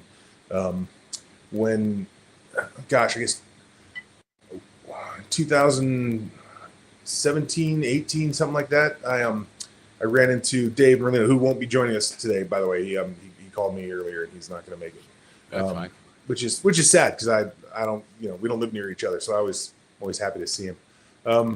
He and I met in college. He was my first RA, and sometime in our mid-20s, early 30s, we decided to start writing movies and making movies together, like we had, planned on in college. And he was partnered at the time with Craig Jorgensen, working at the Federal Vault in Seattle, and that's how we met Craig, and that's how we started writing. Craig was a published novelist, and he walked us through our first screenplay and congratulated us on writing our first piece of trash and helped us throw it in the in the circular file, and then was a really good advisor for us as we started winning screenplay competitions and kind of doing stuff. So we started shooting short films and casting Craig in roles. He plays the father figure in our short Happy Birthday Dad, which is like the third or fourth thing we cast him in, and then on their way to a film festival, Dave and Craig just got talking about Craig's time in service, and it turns out that his time in service included getting shot in front of the CBS News crew in South Vietnam in 1970. So, wow, you couldn't hold it up for ABC? No, I'm just teasing. No, I'm just. Hi, I'm on television. Exactly. We know we don't watch CBS. We watch ABC. It's so funny because the most famous war reporter gave him the nickname Hero, and it's like if my contemporaries had nicknamed me Hero, that would be on my business card. You know what I mean? Like, yeah. It's not. But I'd be wearing a T-shirt. Cool, I'd be wearing that T-shirt everywhere I go. Craig's such a cool guy. He's so mellow, and he is so unassuming, and just everything you'd want to grow into yourself. What a cool dude. We were cruising around the United States a couple years later, going driving from door to door, talking to these guys, and Craig's in the back seat, and he answers the phone, and he gets in this kind of heated argument. And then he hangs up the phone. He's kind of mad, and we're like, "What, Craig? What was that?" And he's like, "Oh, it's Kung Fu Magazine. They're voting me into the Lifetime Achievement Award. Blah blah blah." Craig, what are you talking about?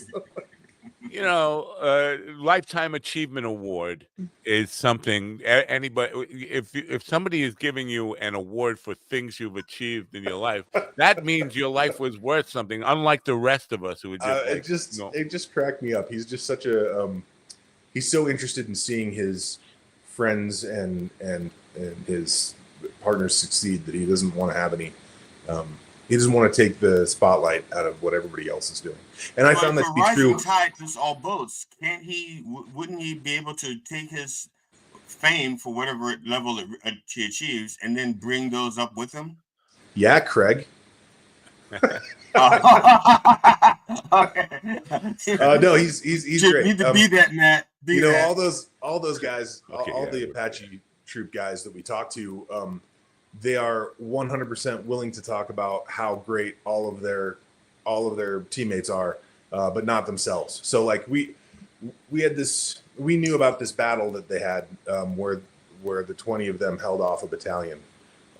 It's pretty well documented. It's a bone-chilling story. Like what a good time. But getting any of the information out of any one of them was kind of we ran into this interesting thing where everybody in a firefight has their own point of view and can see kind of these 20 degrees, and and that doesn't include any sense of what you're doing, because what you're doing is just self-preservation and operating off of training. So they had, everybody had a different view of what had happened. And so to find out what Craig did, we'd be talking to Tony Cortez, and he had eyes on Craig. So he'd say, he did these things. And then Dwayne Bloor would say, this guy did these things. And Dr. Valier would be like, oh, I watched these guys do these things. And so we just kind of like, we stitched together this interview about the fight that's much longer than it appears in the film. But it happens, each one of those conversations happens hours and sometimes years apart. But because of the way they're speaking about each other, and the way it got edited together, it feels like they're all sitting around the table talking about it. It's really, I can't say enough good things about those guys. They're all great. Wow. Did you, yesterday I played for the vets, and there were probably, no exaggeration, 2,300 Vietnam era vets in the audience. And I love having conversations with them. I'm just coming back to the trailer that for the film, which is on ApacheBluesFilm.com. One of the guys says, somebody in his family asked him when was the last time you were in Vietnam? He said, last night. Yeah. That idea that it still haunts him. Did you find any bitterness? Because the guys I talk to at the VA all the time about it, I don't see any bitterness or any anger for what that was all about, like what it achieved. Were they forced to sacrifice for a meaningless cause? None of that. I don't see any of that bitterness in them. I do see a lot of haunted trauma from being scared all the time, 24/7, and seeing your friends die, coming home, damage yourself. But so the brokenness, but not the bitterness. Do you get any of the bitterness? I haven't really run into any of the bitterness. What I noticed, I mean, first of all, we as the United States owe those guys an apology. For the entirety of my life, we talked about them like they were, broken and homeless and like the problem. The truth couldn't be further from that. When you start looking into it, they're the most well-educated fighting force ever assembled on the field of battle, right? They're mostly high school graduates and a lot of college graduates. They are the most successful civilians to rotate back. Almost every Vietnam veteran has his or her own business, has some kind of successful career later in life.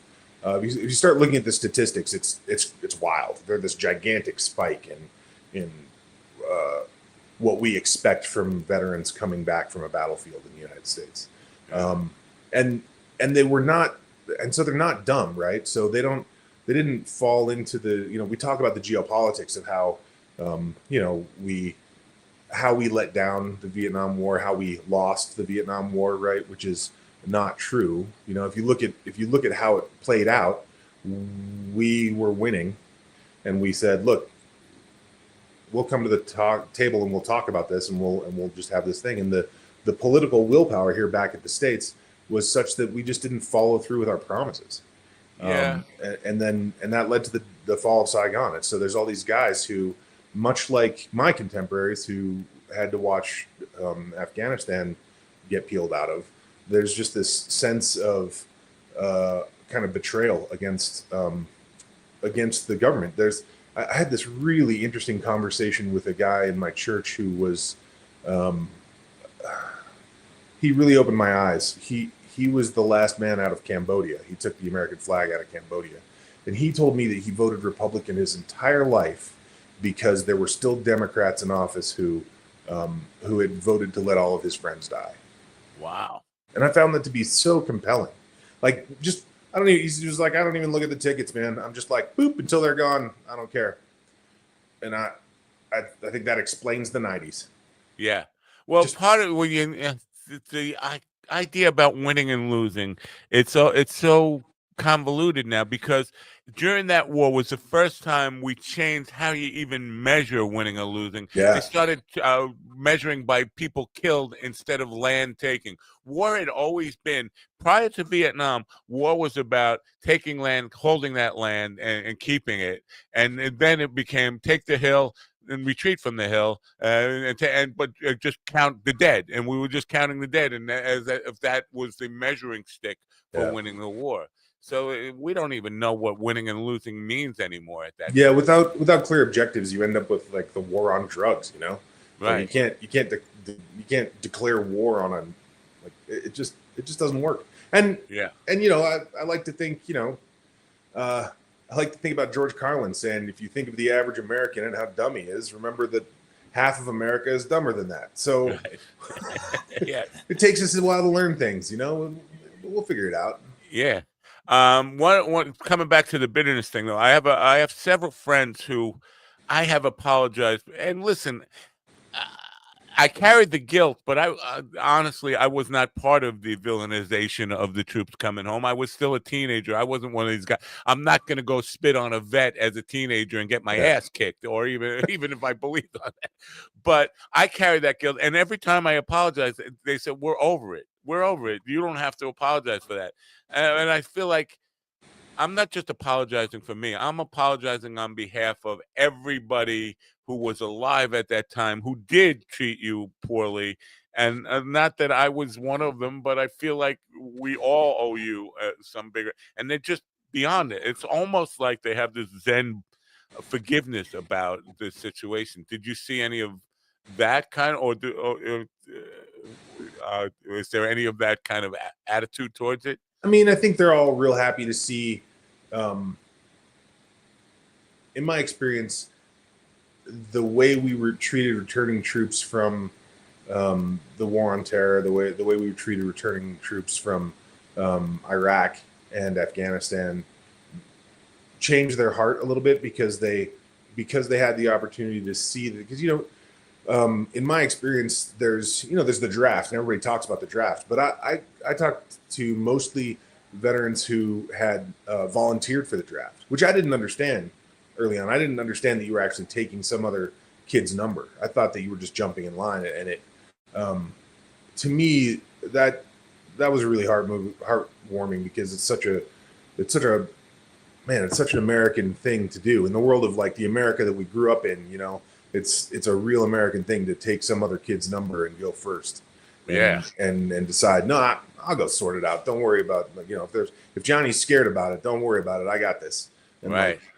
It's such a, like, trying to explain that to my contemporaries, people in their 30s and 40s, they don't get it. It's not what do you mean? Like, didn't they all get drafted? It's like, no, a lot of them volunteered. The draft happened, but then that spurred a lot of people to be like, oh, well, if we're just going to get taken, then I'm going to go first and take that number from somebody else.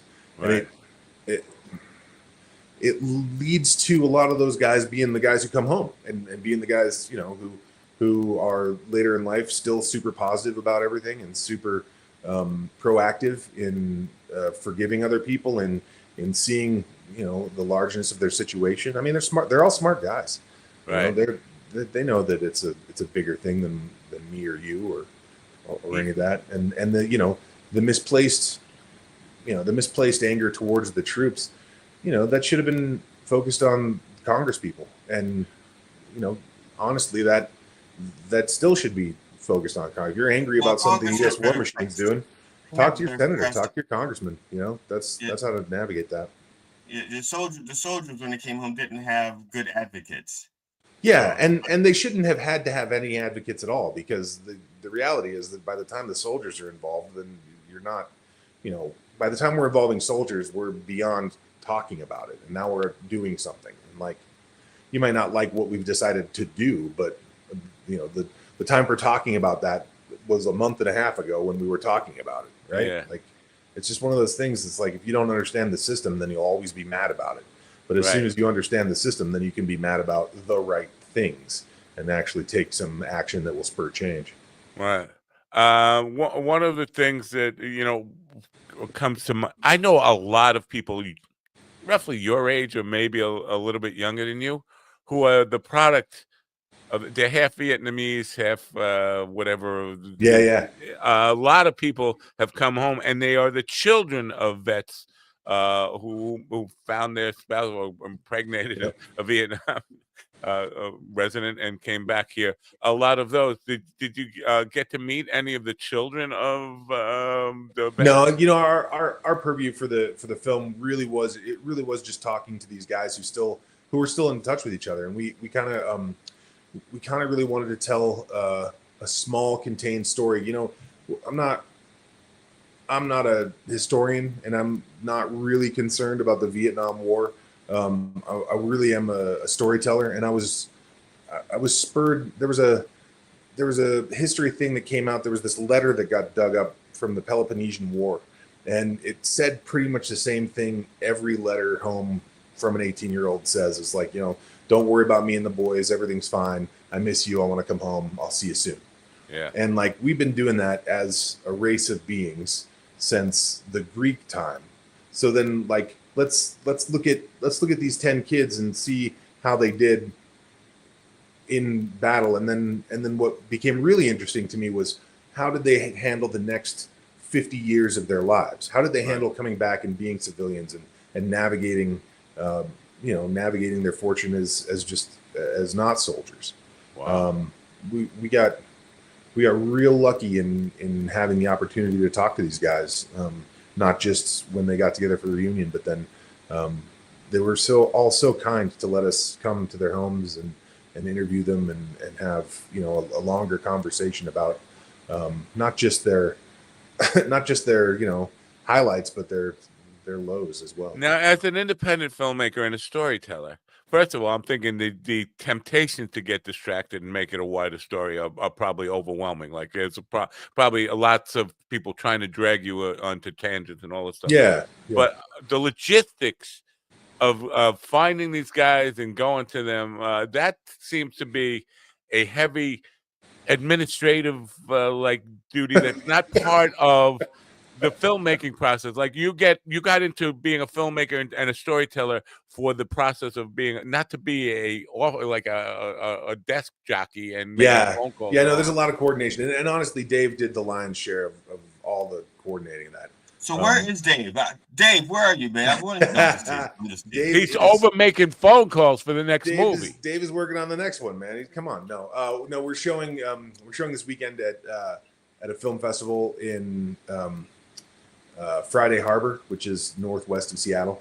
Yeah. And Dave lives in Spokane. Today he's driving to Seattle, so he's on the road in a car, as far as I know. Let's talk a little bit about this. So you make the movie. I'm assuming the edit process probably. It's done in 20 minutes. So easy. Just yeah. That's good to know. That's good to know. That's good. How literally? I mean, how much footage and how? We've got easily over 150 hours of footage. But how much is left over? Well, the movie is how long? And so the movie's 2 hours, right? So we still have 148 hours of 48 hours of footage left. Can I buy that? You divide that by 2 or 3 for the we did a 2-camera setup for the interviews, but then you end up with all this extra footage of things that you didn't have a chance to talk about afterwards. And the documentary filmmaking is so different from animation. In animation, we lean into the pre-production process. In filmmaking, there's pre-production, production, and post-production, right? And in animation, the big time sink is in production. So you do all this work in pre-production to make sure that you have your story together, and you get these storyboards, you do animatics, you get it all laid out so you know what you're doing, and then you just kind of run through production and have a little bit of post, and you're done. And documentary filmmaking is shoot as much as you can, and then over here in post-production, we're gonna just figure it out. What is the story? Who knows? Don't worry, we'll figure it out. It'll come to us. We'll figure it out. And so Dave and I, halfway in we did a bunch of research on how to make a good documentary and how to really, show up right. And we found that most people agreed that if you ended up with the movie you started off trying to make, then you didn't actually make a documentary. You made an advertisement. And wow. so we were like, oh, okay. So then we read up on a bunch of good documentaries that everybody agreed were good. And we noticed that what happens is about halfway through the process, the director notices some other thing and then follows that. So we just kind of, flagged that as what was going to happen and looked at it. And we got about halfway through our process, and we realized that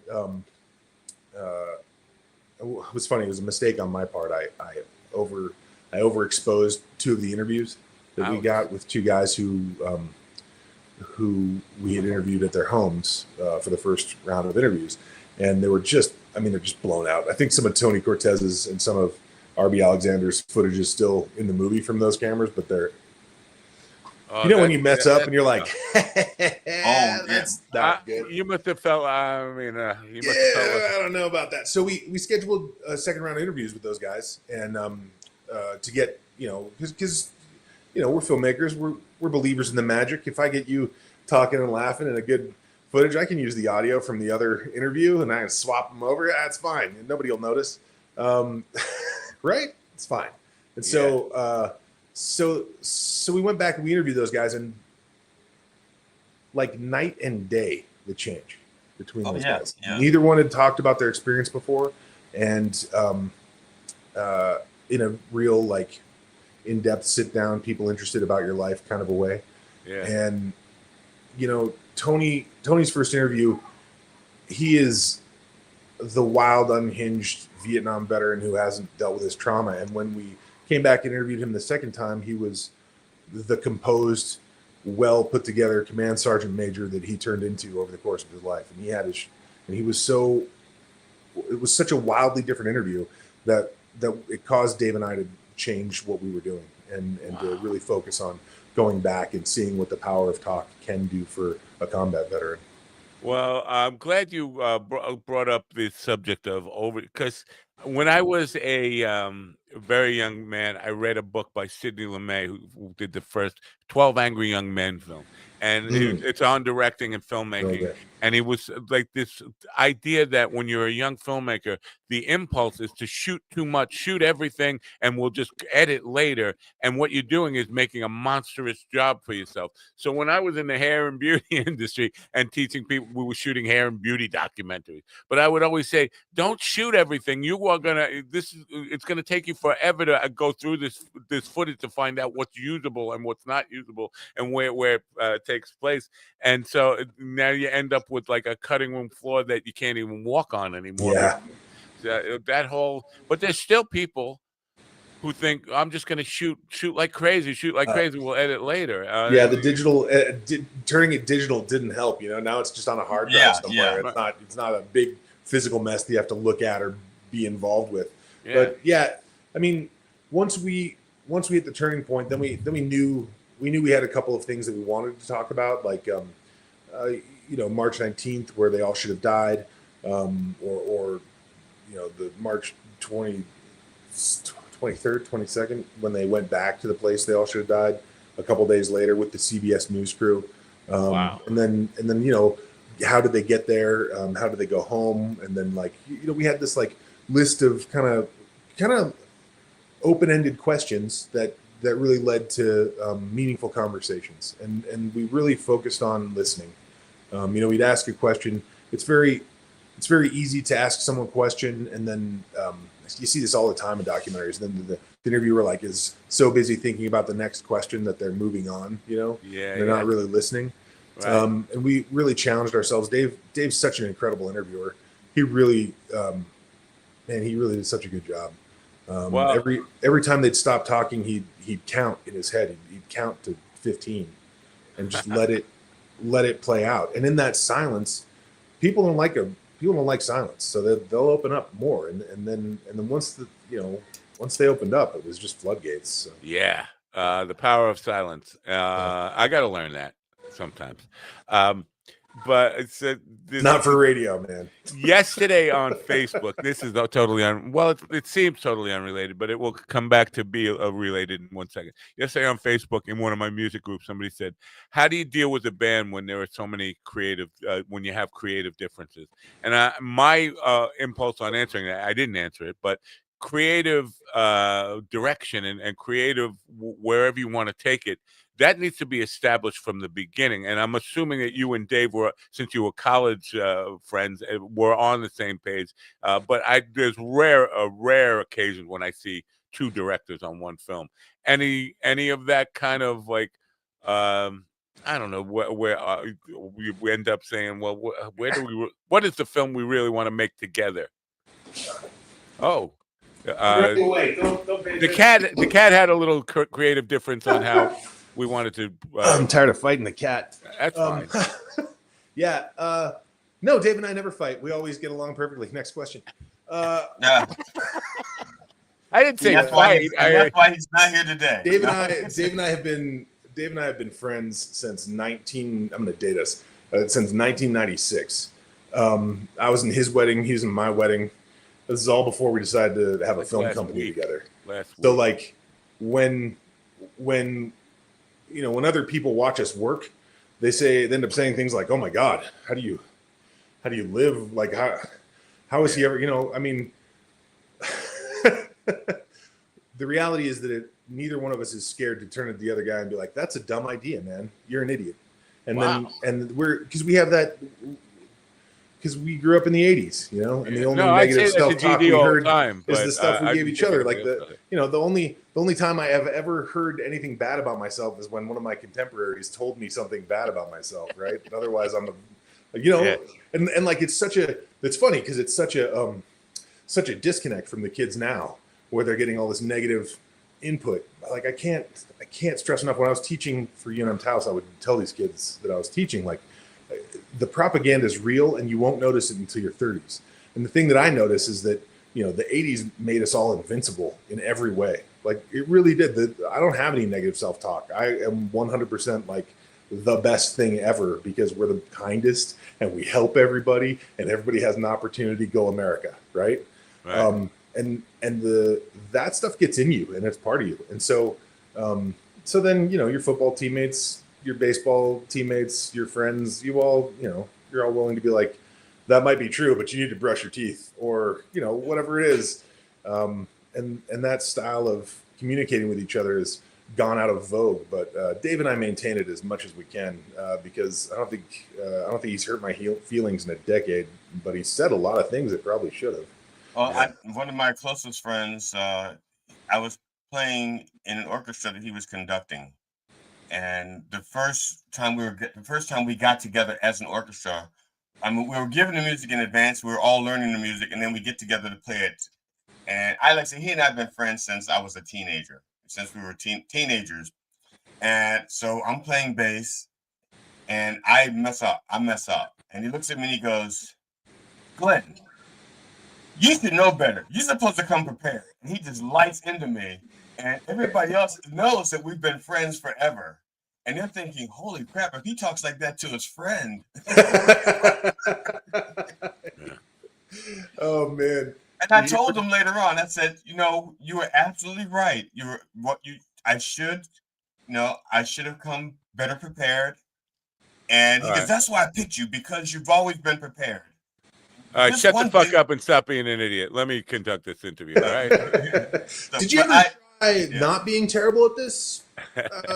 You know what I mean? Like, but we have that banter back and forth, and I know that Dave wants the best thing for a project, and he knows that I want the best thing for a project. And so I think to answer your question, that working togetherness makes our work stronger, honestly. And I think it's, you know, as a director, you're kind of our mentor, Darren Scott, likes to say that you are a lens that everyone's experience shines through. And at the end of the day, no one on the viewing end, no one on the audience end is going to say, oh, you know, the idea that the gaffer had was really good. Or, you know, the sound guy was a moron. And these guys, you're the lens. And that means that you take all of the credit and you take all of the blame. And it's your job to understand what's a good idea and what's a bad idea. And it's your job to get everybody on your crew to give you all of the good ideas and just focus on what's good and what's bad and you know, do your best. Because being that I get what you're saying about the end product, and you are that, but I want to touch on, because I'm a big fucking pussy, and yesterday, every time I go to these places, I get very vulnerable, very emotional when I hear the stories from the vets I talk to on a regular basis. And like last night, I was a fucking emotional wreck for all the conversations I had with the VAs yesterday. From you, did you have any moments where you felt like that would be an interesting thing to have a documentary crew following the documentary makers as they are going through this? Did you have any like rough moments where, wow, this is just too much for me? We had interviewed Jack Hughley, who was the lieutenant. We interviewed him probably the first time we went out on the road. We sat down and talked to her. No, I think it was in Vegas that first time, and we're talking to Jack, and he's talking about how many friends he's lost, how many you know, bunkmates have died in the course of his service, and he told us this harrowing tale about the guy he was sharing a hooch with and how that guy died. 2-3 years later, Ed Beal, I'm at his house, and he's got this recording on a cassette tape that he had transferred from a reel to reel. that was a recording of an operation that one of the pilots had a reel-to-reel with him in the cockpit and plugged the radio through and recorded the whole thing. And he had transferred it to tape. So I had the technical challenge of figuring out how to transfer a tape to digital, right? Like here's a cassette tape, figure it out. So that was fun. But then we're listening to the audio, and we're realizing that we have the audio of the fight where Jack's friend dies. Oh my God. And so, you know, it's still hard for me to watch in the theater because as a movie aficionado, it's the kind of thing that you're kind of inured to because so many people work to make that kind of real sounding audio from tapes like this. But we have the real thing of this actually, like that's actually happening. And so that really, that would be one of those moments, I think, for me where it got really real and really emotional. Wow. There's a couple more things, and I will let you go. But you just touched on one of them. You said watching it in a theater. It's on a lot of streaming networks right now. I can count Prime Video, Google Play, Tubi, whatever, Tubi, Tubi, Apple TV, YouTube. Is it still doing any theater where, or we're still in a couple of film festivals, which is really beautiful. It really I don't know. It's one of those things that we did not get a big theater release because we couldn't afford it. Nobody came in at the 0 hour to distribute it for us. We qualified for the Oscars, which was a super amazing process in and of itself, and then just went out on that. I think at the end of the day, nobody wants to talk about Vietnam veterans, and so it's kind of up to the veterans to share stories within their own community. And so we just every time we find a film festival that's veteran facing, we try and apply for it and just to get it out there because it really is, the Power Talk really is amazing. Well, I gave the URL out to 2,200 Vietnam vets yesterday. Oh, nice. One of the things that got me was yesterday was the first time I played for a crowd that size where there are no World War II veterans left. Yeah, we're running out, man. Yeah. It kind of is. I don't know, a profound moment. It's symbolic of the times we're going through. That as we are losing the World War II people, we are seeing a resurgence of the problems that got us there in the first place. Yep. Yeah.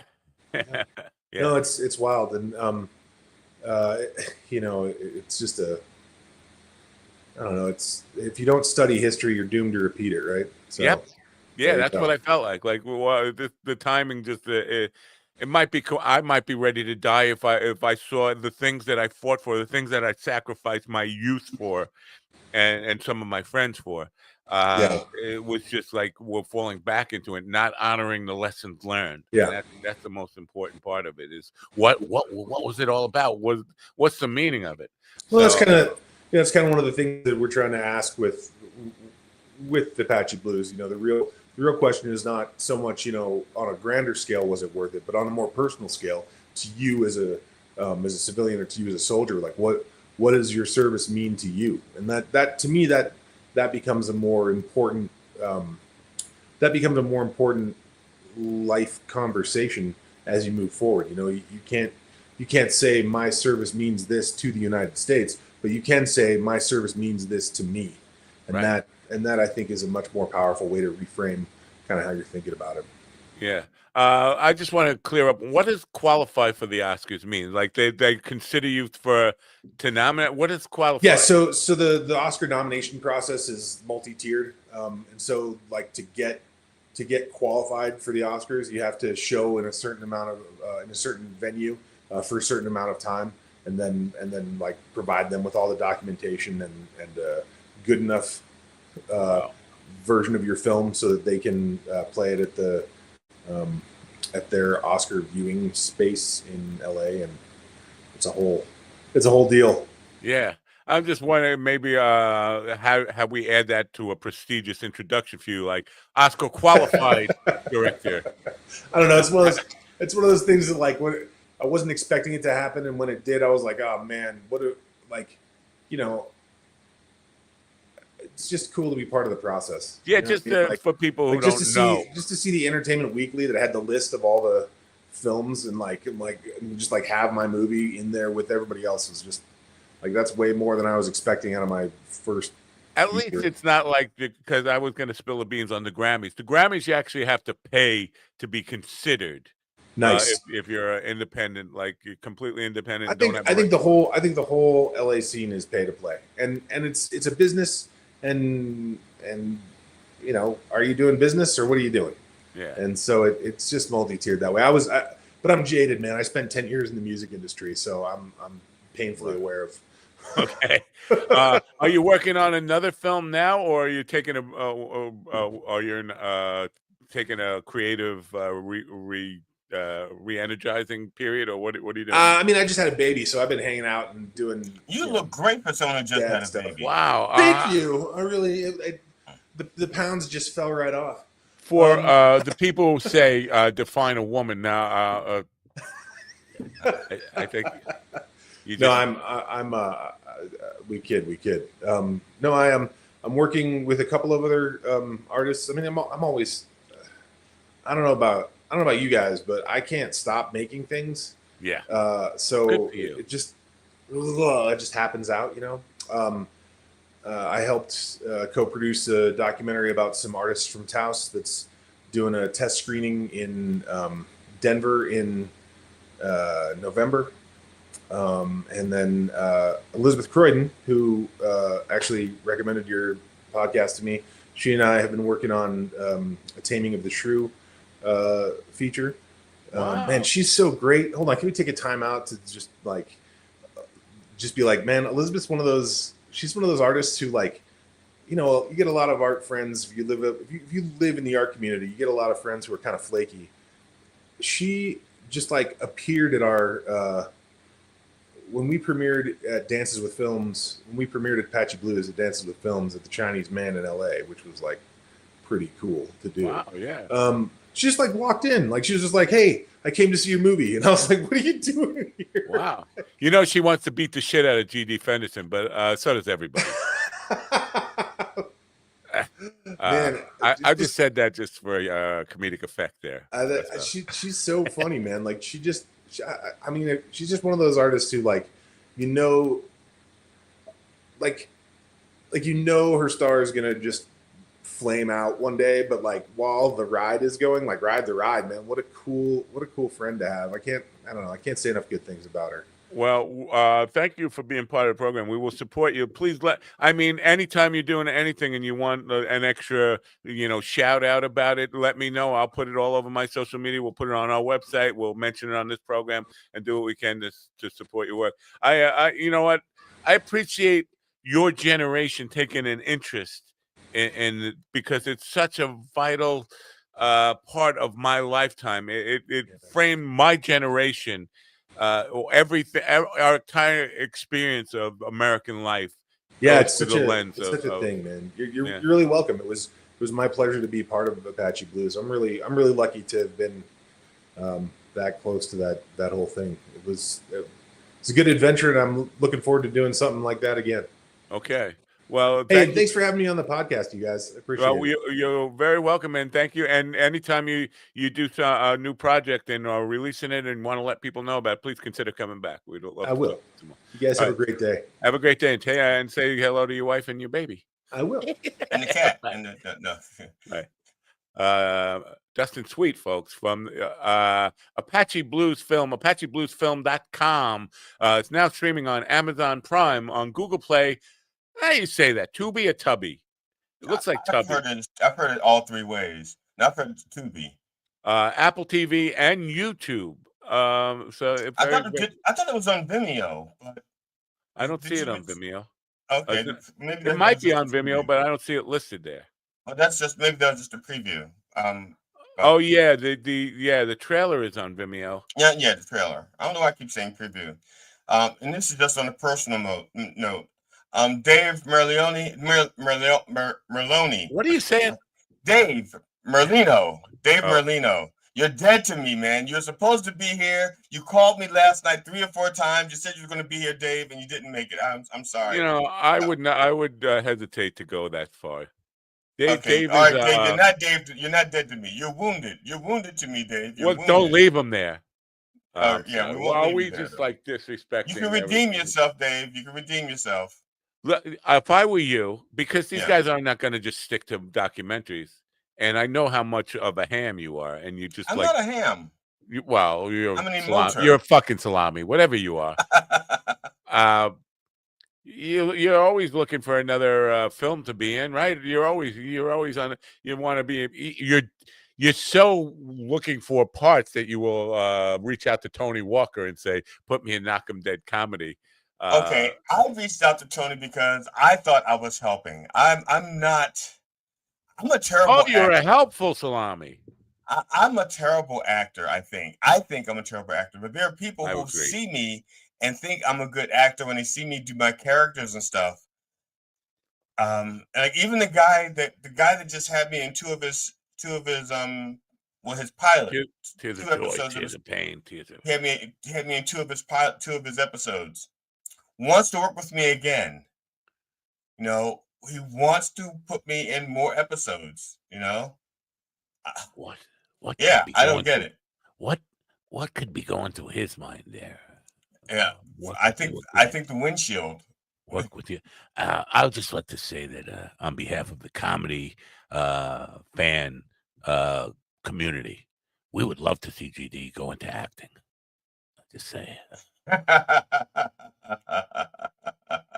Anyway, good stuff there. Now I'm surprised. I don't know. He didn't want to get into it just about the vets coming home because it's got to be. You want to tell that bigger story, but I guess Ken Burns already did, and there's so much about the Vietnam War. But it's hard not to get into all the bullshit that like we were going there to fight the boogeyman of communism because we worried communism was going to spread here from Vietnam. They end up winning, and even though the Communist Party controls Vietnam, they are the most fucking capitalist nation I've ever seen. I mean, as far as business entrepreneurs and all that stuff, they are very capitalist, even though they're run by the Communist Party. Oh yeah. So Because regardless of ideology, it's still about money and power. Yeah. You know what? But I'm always happy to learn something new about Vietnam War.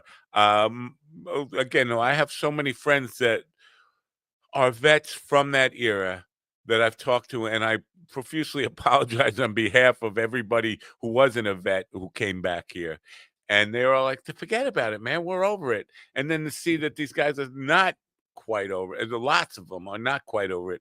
I'm wondering, they're just putting on a brave face for me, or I guess it depends on what they've seen as well. I mean, because they don't all have the same experiences, and even the way they process information isn't the same way. I mean, I'm just gonna look at. I'm just saying, and this is a microcosm. My own family. My wife maintains that I'm the only one that turned out okay. In my family. I mean, my mother had substance abuse problem. Both of my brothers and my sister had substance abuse problems. My father may have. I don't know. He died when I was so young. I have no idea. I think his abuse problem was sex, but that's beside the point. But my wife says I'm the only one that came out of it okay.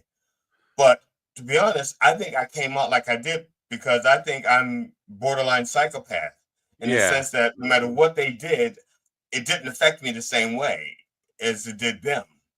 Can I just add a little bit? When you talk about borderline psychopath, I think you're on the wrong side of the border.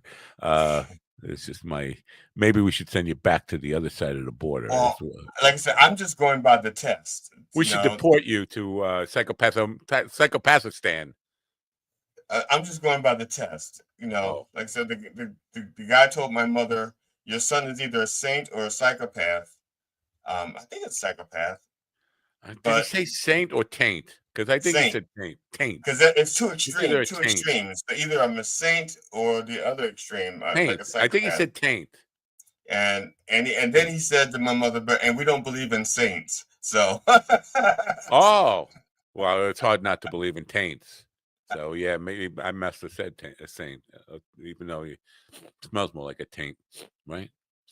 I can't tell. My sinuses are kicking in. I mean, my nose has been wanting to drip and run all day. All right.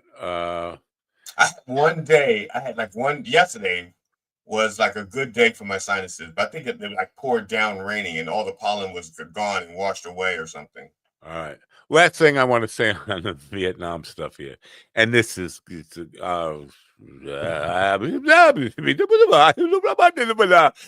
that's the last thing I'll Okay, say. that's very poignant. Here on Long Island, there's a place called Bald Hill where we erected a Vietnam memorial long before the one in D.C. with the wall with the wall with the names on it.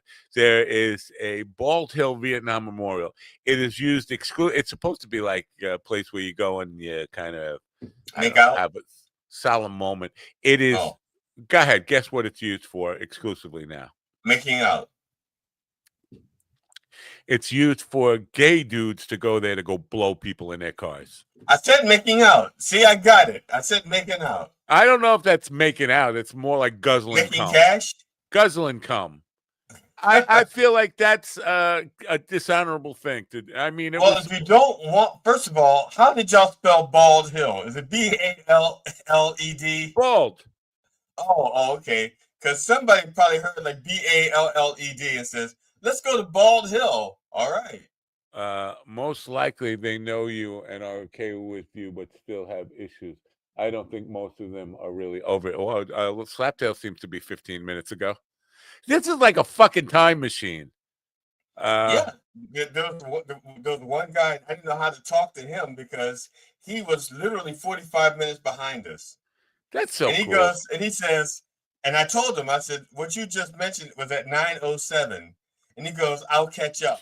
It's like, what are you gonna do? Skip through the commercials? Watch It almost proves that theory that like everything is all at once. The past, the present, and future are all happening at once. When you're live streaming, that kind of is true in some, right? Or I'm just retarded. Except for the future hasn't happened. But yeah, the other parts, yes. I think Slaptail will be joining us tomorrow. Bear Love might be joining us. There goes the neighborhood. Bear Love might be join in to talk about pubigarius harius or something. Publius harius, public. I don't know. Bear's often in that. I think he's still on acid, to be honest with you. Acid and Ritalin, all at the same time. Not that makes him a bad guy. That don't make him a bad guy. And no, please, if you're gonna send anything about Bear Love, make it love mail. How about love mail? I think most of the hate he gets is from his when he. No, actually, no. I'll take that back. I stand corrected. Before I even finish my sentence, I'm standing corrected. All right. His perception of my perception of him was I thought he was a Trumper. I've never thought he was a Trumper. I think he's a both sideser. And I at this point I would think that back in normal times, being a both sideser was a positive thing. I think that right now we can't afford to have both sidesers. I mean, yeah, the Democratic Party is fucked up, and I'm not gonna support the Democratic Party, especially since they're fucking lame and incompetent and impotent. But you know the what's her name, Jean Pierre, the one who used to be Biden's press secretary. She has a book out now. Yeah, and she's an independent now. I thought we're not talking about Paskey. Who are you talking about? Jean Pierre, the black lady with the curly hair. Oh yeah, that's right. I remember her now vaguely. Yes. Yeah, she's an independent. She's left the Democratic Party. Right. Well, she's still, according to MAGA, she's still a radical radical leftist libtard, like I am. And Dick Cheney. To be fair, anybody who is not a Trumper to these people is a radical leftist libtard. Right. They don't. The thing about quote the both sidism. If you can be honest and say there's problems with both sides, okay, that's an honest statement. What's not honest is that the problems are equal. Right. That is not an honest statement, and that's what the people are trying to get you to think is that well the both sides is like no, but it's the same on both sides. No, it's not the same. Yeah. Both sides have their extremes, but an extreme progressive and an extreme MAGA are not. An extreme progressive. Okay, the guy that tried to kill that Congressman Solis, Yeah. I think he tried to stab him to death, right? He didn't shoot him, right? He tried to stab him, right, or something. That's a progressive. They tried to use like some holistic way of killing you. more personal. MAGA, the most holistic thing you'll find is that the bullets may have been dipped in alcohol and sanitized. And they have something nice written on them. Yes, they may have taken the time to write some poetry on it, like Happy Death "You're Day," yeah, or something. This bullet's for you. Yeah, This slug's for you. Yeah, they're both. But yesterday, Greg Flatnose Gutfeld there was a clip on Twitter where he was saying, "Kings, you want to see Kings? Biden was in your bedroom," and I'm like, and that's all he said. He didn't like elaborate on it. Like what could be construed as Biden being the Biden administration being in my bedroom? What did they do that gave him the perception that they were in our bedrooms? Being pro-choice? See, that's just it. They say shit that doesn't mean anything. It's bullshit. They project because that's the MAGA people are the ones that want to be in your bedroom. They're the ones that want to tell you who you can and can't have in your bedroom. They're the ones who want to tell you how you can and can't live outside your bedroom. Right. So. That baffled me, and I asked for some clarification. Like, explain what that means. Obviously, I get crickets whenever I do that, but like, you can't just put out a statement they were in your bedroom and leave it at like, what the fuck do you mean? But that's exactly what they do. They make the statements and there's no truth to it, and then they move on to the next statement. Yeah. So, right. Like I said, I'm not a fan of the MAGA people. Tune in tomorrow for Slaptail will be with us. Bear Love might be with us. Might have like some war going on there. I don't know. I don't know. I wanted to talk to I can't remember his name. Sweet. Not Matthew. Dustin? Yeah, Dustin Sweet. I have a friend of mine in Hollywood, and before he moved out there, he wanted to produce a movie short. And I gave him a bunch of ideas for some movie shorts, and one of them was about war. And he thought it was too gruesome. And the idea was that, I don't know, you may have done this. When I was a kid, we used to play Army. We got to have zip guns, and sometimes sometimes we just went like like that, and then sometimes we'd actually graduated to using pellet guns and zip BB guns. Yeah, we had BB guns even as little kids. So we'd play Army, and we had like stuff, those kinds of things where you actually could get hurt. And so there was a time that we were playing that somebody actually got hurt for real. And so I wanted to do a short about it. And the short was that we're playing Army, the kid gets hurt, and the other kid is taking him, because we used to go to this field that was blocks away from the house. This huge field where they had trees and boulders, and you could actually be like in the woods and stuff. And that was like a half a mile from the house. The kid gets hurt, and I'm bringing him back the half a mile, helping him, carrying his weight, helping him to get back all the way to the house.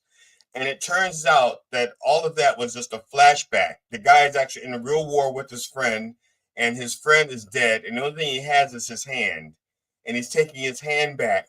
He's been carrying his hand in a flashback because he doesn't want to think about the real war. So to him, it's he's flashing back to when they were playing war as a kid. And that's how it ends.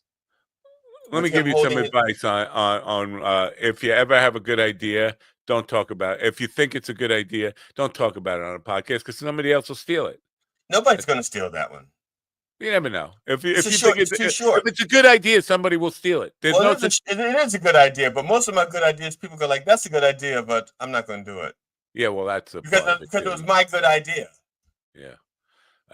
When I was 7 years old, I got a pellet gun for I think it was Christmas, might have been my birthday. But these pellet guns were pretty much like a 22. It would definitely break the skin, and you shoot your friend with it. Different times. I mean, no wonder so much of our generation is fucked up or dead because they were given 22. Remember the thing we talked about? Well, I talked about. You said somebody. You said I'm surprised that nobody made a parable about that. about the guy who's swimming and barely keeping water, but he drowns because he fills his pockets with gold, and that's how he drowns. And he said that'd be like a good parable. And what's his face? Scott Williams friended me. He's not. I said, good. Scott can do that. He didn't, because it's too much work. But the stuff that I've done, that like finished products, like the comedy that I put out on YouTube is finished products. Some of that's got stolen because it's a finished product, and you can say, "Oh, I don't have to work. I can just." It's like stealing shit. Yeah, well, people steal shit and they grow nice flowers with it. All right. So tomorrow, tune in for the Bear Love Slaptail Beaver Fest. I don't know, slapping bears with beaver tails. That's what we'll call tomorrow. Yeah, and we can also talk about my adventures with Dylan Brody on Tuesday, which we did last night. Wait, I think I'm supposed to tell you, shut the fuck up. That's a terrible idea. I think this is our new kind of thing. We're getting off enjoy the suffering, and it's just shut the fuck up. That's a stupid idea. Is our new mantra for this program. Shut the fuck up. That's stupid. I think you mean mantra. Whatever. Shut the fuck up. That was a stupid correction. Whatever. Don't forget to turn on your radio. Bye for now.